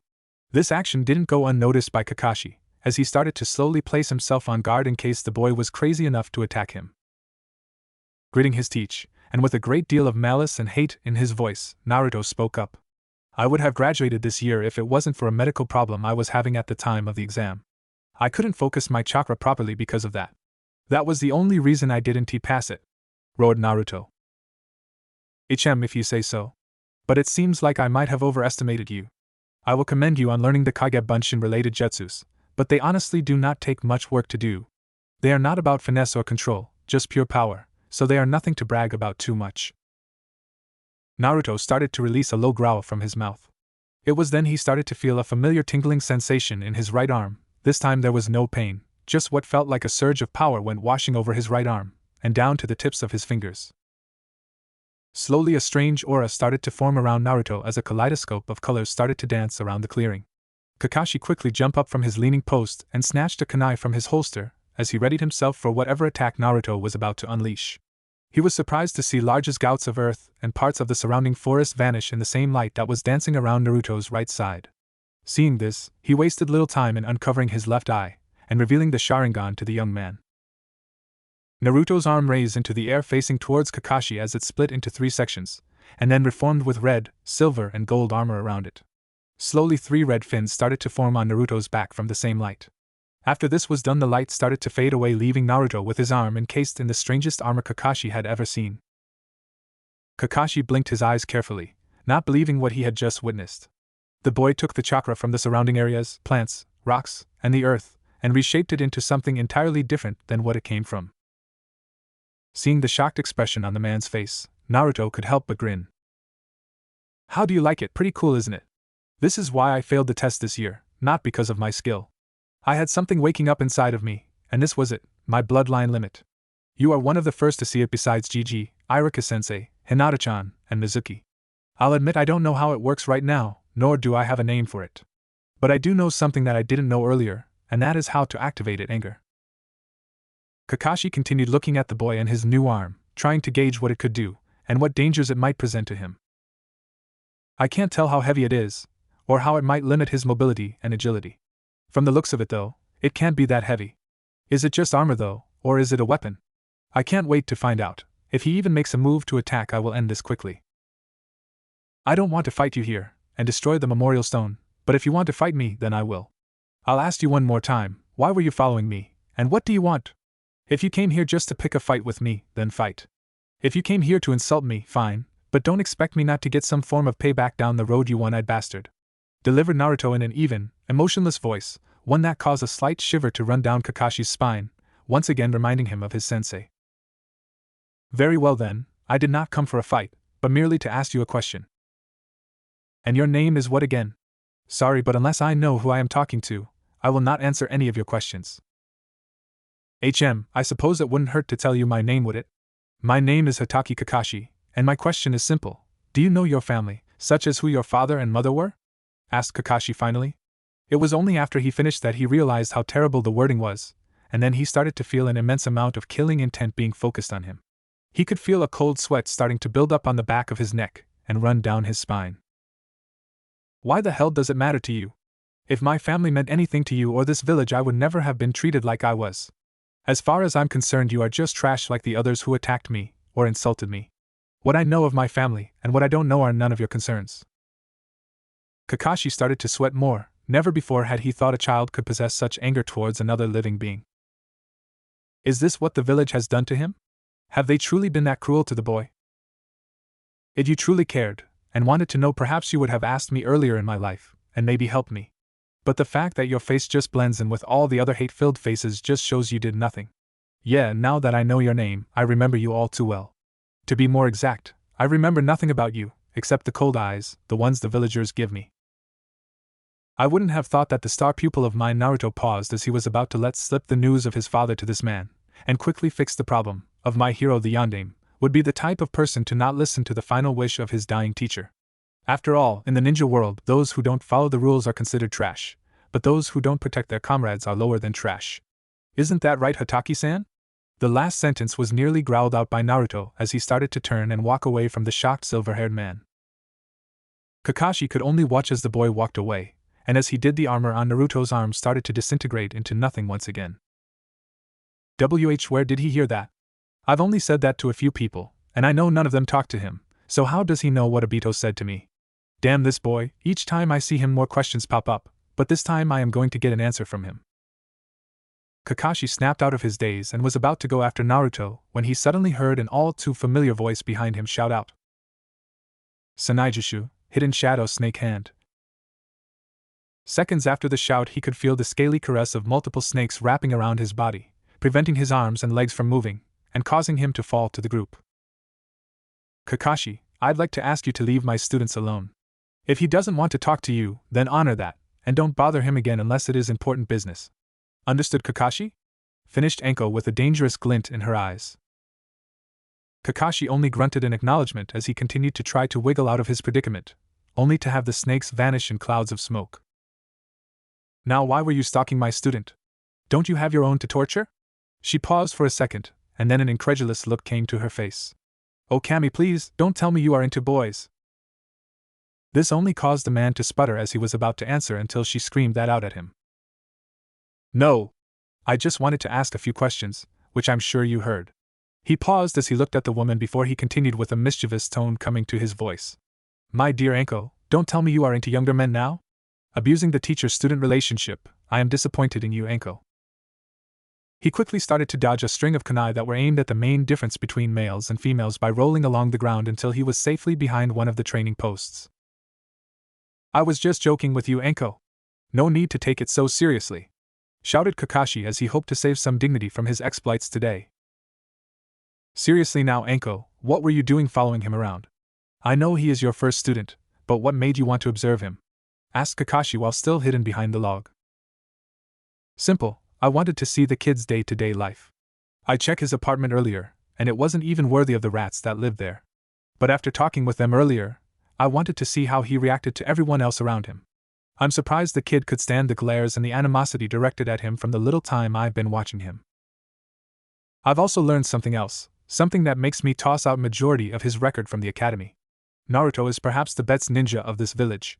He has been able to hide his true feelings and self behind a disguise to make people underestimate him, just like you did. His skill level is unknown to me as of now, and so at that strange thing he did to you just now. Kakashi slowly nodded his head, realizing just how badly people may have underestimated the blonde hair, former idiotic boy. What makes you think there is more to him though, Anko? Until now has never shown that kind of skill, maybe it's just a fluke? Asked Kakashi haphazardly. Anko could only shake her head in frustration at the silver-haired man. For a genius, you sure are blind, Kakashi. But to answer your question, it comes from something he said to me after our team meeting. And what did he just say to earn the interest of the resident sadist queen of Konoha? Queried Kakashi again as he dodged more kunai and shuriken. Simple, he said, this is just the real me sensei. He also mentioned how he used his pranks as training methods during this time, and while at the academy, which you might have heard if you show up on time for once. When I heard him say that, and see the way he was acting, I knew something was different. I think I know what caused this change too, and I'm glad it happened as it will make the team function with ease. Finished Anko as he started to gather kunai and shuriken from around the logs and clearing. The entire time Anko spent picking up her very sharp and deadly pointed instrument, Kakashi was sure to stay hidden behind something. So you are saying he pulled the wool over our eyes, over the eyes of everyone in the village? Yes and no, Kakashi. Yes, because he did trick us into thinking that he was just a buffoon and a no-talent hack, that is everyone but perhaps 3 people. Yamano Irika, Hyuga Hinata, and Sandaime-sama seemed to have known the boy was hiding something, but were never sure what. Each of them also believed in his skills from what I've gathered, and hardly ever questioned him, except for Irika when he was playing pranks on people. Just think about it, Kakashi, and look back on what you have seen of the boy, and then try to view it from a new perspective. You might be surprised at some of the things you see. Besides, I like this new him, and knowing his skill at misdirection and subterfuge only makes me more certain of my agreement for taking this team. I think they will be one of the best teams at what I plan to have them specialize in. She finished this off with a malicious grin as she turned away from Kakashi and started to walk the same path Naruto left on. And what might that be, Anko-chan? Asked Kakashi as he purposely added the suffix to get under the skin of the raven-haired woman once again, despite being the target of numerous projectiles earlier. Grinding her teeth together, she paused mid-step and turned towards the jonin. With a voice that promised him immense pain should he do the same thing again, she responded while grinning impishly at him. Simple, something that this village hasn't seen in some time. Team 10 will become the future assassination and sabotage experts under my training. With those words she smiled sweetly, and started to hum a cheery tune as she walked away from the man. Nara House. Shikamaru was hardly ever thankful to be home, mostly because of his mother, Yoshino, but today was one of the few times he was glad to be home. One of the reasons was because of his new sensei, Mitarashi Anko, who seemed to be scarier than his own mother. She also confirmed a view Shikamaru has always had on women: they are all troublesome. He could hardly believe how he had managed to get someone who seemed like a female Naruto. Hyperactive, bossy, and seemed to have a glint in her eyes that meant trouble for her students. The thought of her made him shiver. He could hardly believe his luck. He would have rather been stuck with Ino than with this woman. At least with Ino he knew how to shut her up, which was just mentioning Sasuke. With this one, he had no idea what would work. Then there was the other thing that was bothering him, Uzumaki Naruto. Something was different about him, something more than what he had told Kiba earlier that day. The blonde hardly seemed like himself today, or the version he had come accustomed to in the years he knew him. He no longer looked the loud-mouthed, hyperactive, and most of all, talentless dead last of their class. Naruto somehow transformed overnight, and became a new person. He was more subdued, and less like the idiot everyone thought him to be. The fact that the blonde could boast he knew 3A rank ninjutsu, and AB rank ninjutsu, all of which he never showed any knowledge of before, made Shikamaru wonder just who Uzumaki Naruto was. Sighing, he slowly made his way into his home, praying that his mother was out shopping. But steeping in, he could tell his bad luck was still with him. As he stepped into his small home, he could smell food being cooked in the kitchen by his mother, and hear her humming happily to herself while she went about doing it. Mentally praying he could escape to his room without notice, he tried to quietly shut the door without her noticing. Once again his bad luck struck as he heard his father's voice calling to him from the small study. "Hey Shika, come on in here and tell me about your team and sensei. I heard through the grapevine that you were placed with Ino and Choji. Sounds like another Ino Shikacho group in the making," spoke his father with a pleased tone to his voice. If only he knew the truth though. "Oh Shika, you're home. Just in time for your special dinner tonight in honor of officially becoming a ninja. I even invited your team over for dinner. I thought it would be nice for us all to be together tonight and celebrate," came his mother's voice as she walked into the room with a bowl as she stirred the contents. Sighing, he turned to both of his parents from the stairs up to his room. "It's too much trouble to sit down and talk about this. I'm going to take a nap," he droned as he started up to his room, only to freeze at the sound of his mother's voice. "Nara Shikamaru, you get down here right now and tell us about your day, or else you will be stuck helping me in the kitchen the rest of the week," yelled out his mother, happiness and all the cheer forgotten. She was now in what Shikamaru liked to call slave driver mode, and when she was like this, not even he would act normal. "Fine, but I know you won't like what I have to say," answered the younger Nara as he walked into the study with his father. "Well, I'll be the judge of that, my boy. Now let's hear about your team and sensei." "Well, first you were wrong about Choji, Ino and I being on the same team. Ino was placed on Team 8 with Inuzuka Kiba, and Abirame Shino, under Yuhi Kurinai. Choji was placed on Team 7 with Uchiha Sasuke and Harino Sakura under Hatake Kakashi," started Shikamaru as he flopped down into a chair opposite of his mom and dad. "Well, that is a surprise, though Ino's group does complement each other in ways. Being under Konoha's premier Genjutsu master might even help Ino along some. They do already act a lot like each other."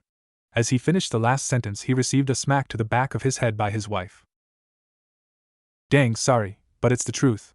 Choji is lucky though, son. He has a great teacher, albeit I am a little worried about how he will progress under Kakashi.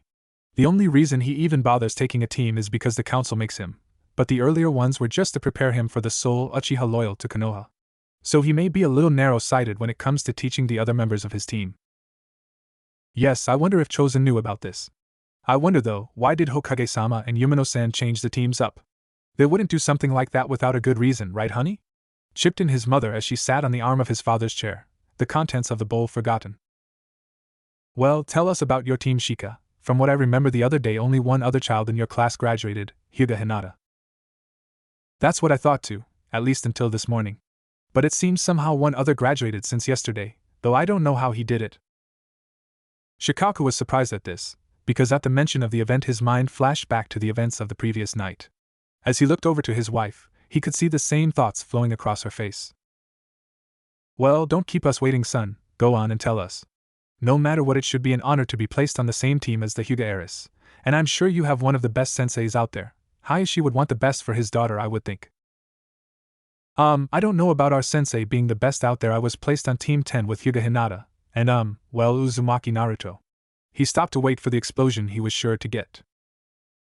His father didn't disappoint him either. "What, how, no, why did they let him graduate? He stole the forbidden scroll of seals, for crying out loud. He should be arrested and sent to Ibiki." It was after his second sentence, and a hard slap on the back of his head from his wife, did he realize what he had just said. He turned back to his son to see his reaction to what he had just let slip out. "That's what all that commotion about last night.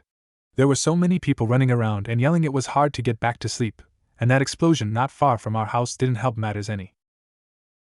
Coming out of his thoughts, and seeing his parents looking at him intently, he decided to speak up, lest they think something was wrong. "I was wondering what all those racket last night, and how Naruto knew 4 high was ranking ninjutsu. He must have learned them from the scroll last night or something, but I still don't know why or how he graduated." "Listen, Shika, you can't tell anyone about what I just said. I wasn't even supposed to talk about it, but hearing that he is now a genin, I can't help but feel angry. I just don't think he deserves that honor." His mother cast what looked like a disapproving look at her husband, then turned to look back towards Shikamaru with what looked like disappointment at her husband in her eyes. Shikaku-en, why don't you continue? You never told us who your sensei was after all, asked his mother, trying to change the subject and cheer things up a little. Gah, I swear Dad, this lady is worse than Mom. He paused at the glare his mother sent him. She is hyper just like Naruto used to be, and scares me to death with this look in her eye. He paused again as he saw what looked to be a pleased smile on his mother's face, and one of horror on his father's. Really, dear, I wonder if I know her or anything. She sounds just like the type of person who could get you moving when I'm not around, replied his mother with an all-too-sweet voice. His father only snorted at what his mother said, and shook his head, as he imagined what his son might be going through. Well, her name is Mitarashi Enko, and like I said, she seems really crazy. I mean, she said she loves training in the forest of death, and her dream is to kill some guy, though she never said who. He watched as what seemed like sadness and understanding passed across his parents' faces, adding to his growing confusion concerning his new team. Well, don't worry about that, Shika, but I'm sure you will have your hands full with her. She might just be the only woman past your mother that I fear, and that's saying a lot. Now tell me, what kind of team you are supposed to be? Asked his father once again, slightly ashamed of what he just admitted to his son. Shikamaru opened his mouth to speak, but closed it back up. The reason why was simple: he had never asked, nor was he told what they were supposed to be. I have no idea, she never said anything to us, and I honestly didn't think that our team would have a specific purpose. I mean, with Naruto and Hinata, we seem to be a group just thrown together. I can't really see how any of our skills mesh together, except for Hinata's and my own. His father just sat there with his hand cupping his chin as he thought about what he knew of the 4 people being spoken of. Well, Enko is a Tokubetsu Jonin, or Special Jonin. I think her area of expertise is assassinations and sabotage. She could be training you to take up that field, which our family can excel in, as could the Hyugas. Though I'm not sure about him and how he fits into this picture. Once again Shikaku was greeted with a rather hard slap to the back of his head, this time with a rolling pin from his wife. Enko-chan is a very nice person, but it takes her a while to warm up to people. She was hurt in the past by someone very close to her, and resents that person to this day. So you be on your best behavior, Shika, because if I hear about any trouble from you, I'll make you regret it. Now go wash up for dinner, your friends will be here soon. Finished his mother in a motherly tone, one that was the complete opposite of her earlier threat. He was about to head up the stairs once again when his father's voice called him back into the room. What did you mean Enko is as hyper as Naruto used to be, son? Asked a puzzled Shikaku. All he knew of the boy was his antics, and that he was the vessel for the Kyuubi. He had heard and seen some of the boy's pranks, and sadly fallen to the Oiroku no Jutsu, which he never told his wife about. Well, he isn't hyper anymore. He isn't bouncing around off the walls, challenging Sasuke to fights, or drooling after Sakura. He has quieted down some, and seems to be talking more with Hinata, when before a day ago those two hardly ever talked. Him and Hinata even sat down and watched clouds with me and Choji this afternoon, after the teams were announced. His father could only raise a brow at the changes listed in the boy, while his mother seemed to be smiling. She almost seemed happy about the changes for some reason. Anything else, Shikaku-en? Asked his mother. Well, he had new clothes on, which he said was because he didn't do his laundry. It also seems that under all those baggy clothes he is a very different person, which he contributed to his pranks, saying they were training exercises or something else troublesome. Is that all? The boy was probably just trying to brag, and I doubt he looked that great in dirty clothes, responded his father. That's not all, Dad. The clothes weren't his normal orange jumpsuit or anything, but a black shirt and pants. With his high tie wrapped around his forehead, and with bed hair, he looked almost exactly like how I would imagine a young yandere, answered the young Nara as he turned to walk away, never seeing the shocked looks on their faces.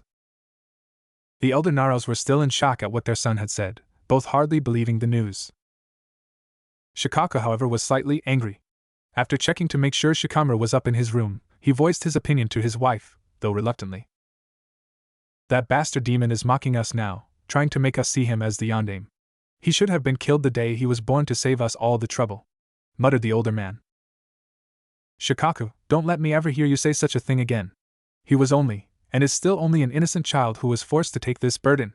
Would you still feel the same if our son had to bear that burden? I doubt you would, and I doubt you would treat any other child that way if they had family there to support them, yelled his wife as he started to swing her rolling pin at his head, catching him every so often.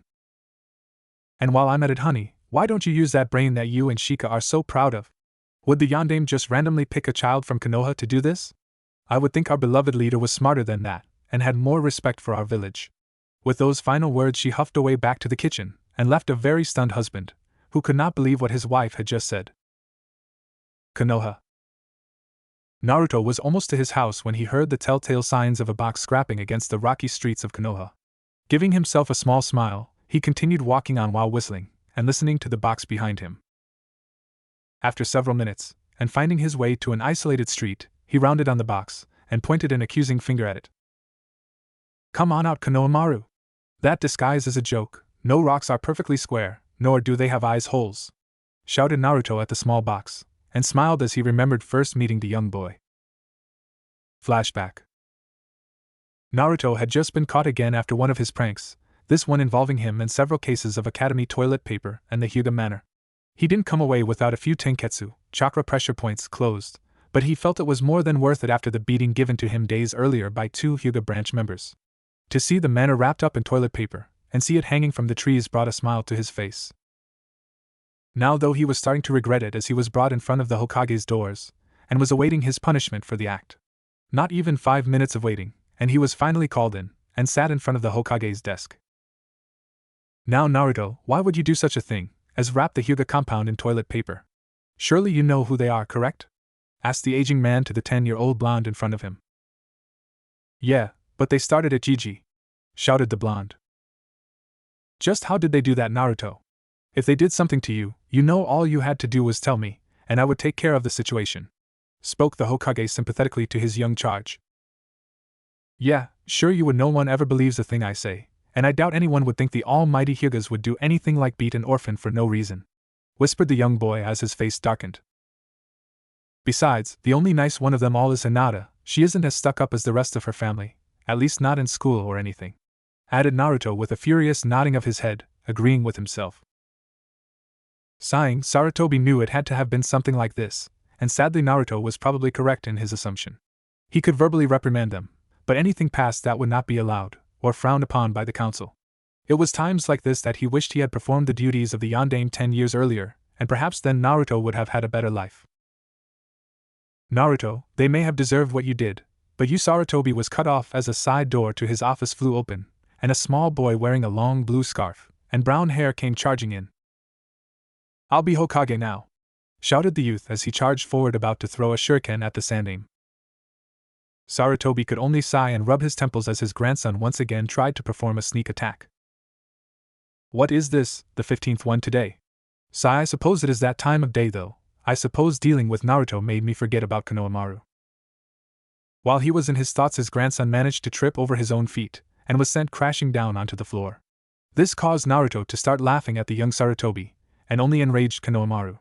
It was also at this time that the Tokubetsu Jonin who was supposed to be watching him came running up. Honorable grandson, you must not run off like that. If you ever wish to become the Hokage, you must do as I say, shouted the man dressed in black, with his high tie wrapped around his forehead, and the clothes covering his hair. He also had on dark round glasses, which seemed to be too large for his face, as he had to constantly push them back up onto the bridge of his nose. Oh no, the demon child is here now. I mustn't let Konohamaru mingle with the likes of him.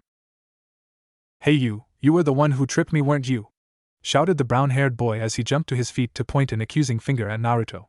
This only caused the blonde to cease his laughter, and grabbed the brunette by the front of his shirt. You tripped over your own dumb feet, you klutz. Don't blame me because you aren't coordinated enough to run straight, shouted the blonde as he raised a fist high into the air, readying himself to pound the smaller 7-year-old upside the head, only to pause as he heard the arrogant voice of Ebisu. You rogue, don't you dare lay a hand on the honorable grandson of the 3rd Hokage, shouted the Jonin from the door. This only caused Konohamaru to smile in victory, and a scowl to cross Naruto's face. So, you think you could be treated special because you're the grandson of the Hokage? Like I care, you brat, bellowed Naruto as he hit Konohamaru upside the head, knocking the boy to the ground, and causing Ebisu to nearly have a heart attack. The Hokage himself could barely contain his amusement with the situation as he watched Naruto storm out of the room, punishment forgotten. Shortly after Naruto left, the Hokage could see Konohamaru regain his senses, and follow after the blonde, causing Ebisu another heart attack. Present. Naruto just continued to smile as the box exploded in plumes of multicolored smoke, and the sound of 3 coughing children could be heard. One voice starts to stand out among the 3, a nasally voice that sounded like the owner suffered from a serious cold. "I think we used too much gunpowder again," coughed Konohamaru. Finished the voice and went into a fit of coughing. Gradually the cloud of smoke cleared to reveal what had become the Konohamaru core. In the middle was Konohamaru, wearing his blue scar, gone though was his small little gray helmet that covered his head. Instead he let his hair stand up and flow naturally, only to be held back by a pair of goggles similar to Naruto's own. Next to him stood the brains of the group, and lover of math, Udon. He wore what appeared to be a blue shirt, with a white stripe down the middle where is buttoned up, and blue shorts. He also wore goggles that were set above his large round Coke bottle-style glasses, and under his mushroom-shaped hairdo. The most distinguishing thing about him to Naruto was the ever-present snot hanging from the nose, confirming the boy seemed to suffer from some lifelong cold. Finally there was the female member of the group, and self-proclaimed sexiest kunoichi in preschool Moegi. Her face was normal except for her cheeks, which seemed to always have a rosy hue to them. She too wore goggles atop of her brow, and had her hair in 2 large tufts of pigtails that stood up on the top of her head. With her brown hair, it only helped to imagine it as clumps of hay, or even a broom. "Hey boss, we missed you yesterday. We really wanted to congratulate you on graduating and maybe play ninja or something," yelled out Konohamaru, hardly noticing Naruto's new appearance. He was too busy talking about plans and playing ninja to notice anything else out right now. "Wow boss, Sniff, you look really cool now," Sniff stated Udon as he noticed Naruto's newest attire. Moegi seconded the opinion as she also cheered for her boss's new look, and claimed that he would make any girl happy. That of course brought a blush to his cheeks, and caused him to look around frantically for any groupies. Konohamaru had finally stopped his talking, and took in Naruto's new look as well, and smiled to his brother. "Wow Nisan, you look really cool. You even look like a great ninja already now," exclaimed the young Sarutobi. "Yeah I know, and thanks, that means a lot to me. Sorry I couldn't play with you yesterday, but I had a super top secret mission to do, where I learned a lot of cool things, but I can't show you right now, sorry guys." He smiled as there was a chorus of ahs from his followers. "To make it up to you though, how about we play a special game? One that I can't do without you guys, so how about it?" This had them hooked right away, jumping up and down wondering what their boss could need them for. "Alright, this game, well maybe I should call it a special mission for you guys, what do you say?" "Yeah, we'll help you with any mission boss," shouted Konohamaru and Moegi, while he got a nod of agreement from Udon. "Okay, the mission is to help me with my laundry," he yelled, causing the 3 followers to face plant onto the ground as Naruto laughed. Dango Shop, 9 a.m. Naruto, Shikamaru, and Hinata had each arrived early for the meeting, about 30 minutes early to be exact. While they waited they talked every now and then about mundane things in the world. Shikamaru spent majority of his time listening though, as well as Hinata, each in their own worlds. Shikamaru was watching the clouds float by, and thinking about the events of the previous day, at diner with Ino's and Choji's family. While nothing major happened, there seemed to be mixed feelings about Shikamaru being on a team with Naruto, as well as Anko. His mother seemed to like the idea, and further added to his troubles when he found out his mother and Anko were old friends. His father, as well as Ino's and Choji's father, seemed to be against the entire idea of Naruto being on his team. Each of them wanted to see their family tradition of the 3 houses being placed on a team continues with the younger generation. While the parents discussed things, they ran Ino, Choji, and Shikamaru out of the house. Shikamaru and company talk about their teams. Despite her earlier regrets of not being on Sasuke's team, Ino seemed to enjoy her current team, even if she had to put up with Kiba's smell. She felt being with Kurenai could benefit her a great deal, which was emphasized by her father, and Kurenai herself. She could live with Shino being on the team, as long as the bugs did nothing to bother her. Choji wasn't as lucky with his group. Upon meeting their sensei, who finally showed up 3 hours after everyone else had left, they learned a little about each other.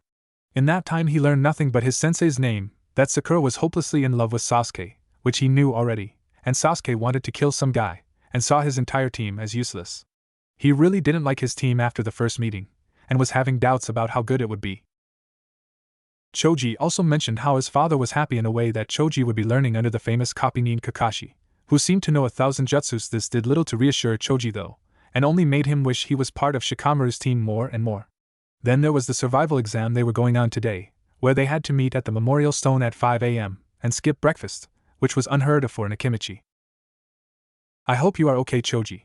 I promise I'll hang with you when I get the chance to. Just pass the test your sensei gives you. He was brought out of his thoughts when Naruto mentioned doing laundry and getting the Konohamaru core to help him. This caused him to smirk, and Hinata to giggle softly behind her hands. Man, that was wrong, Naruto, tricking little kids into servitude like that, muttered Shikamaru, smiling the entire time. What can I say? I needed to get laundry done and shop for groceries.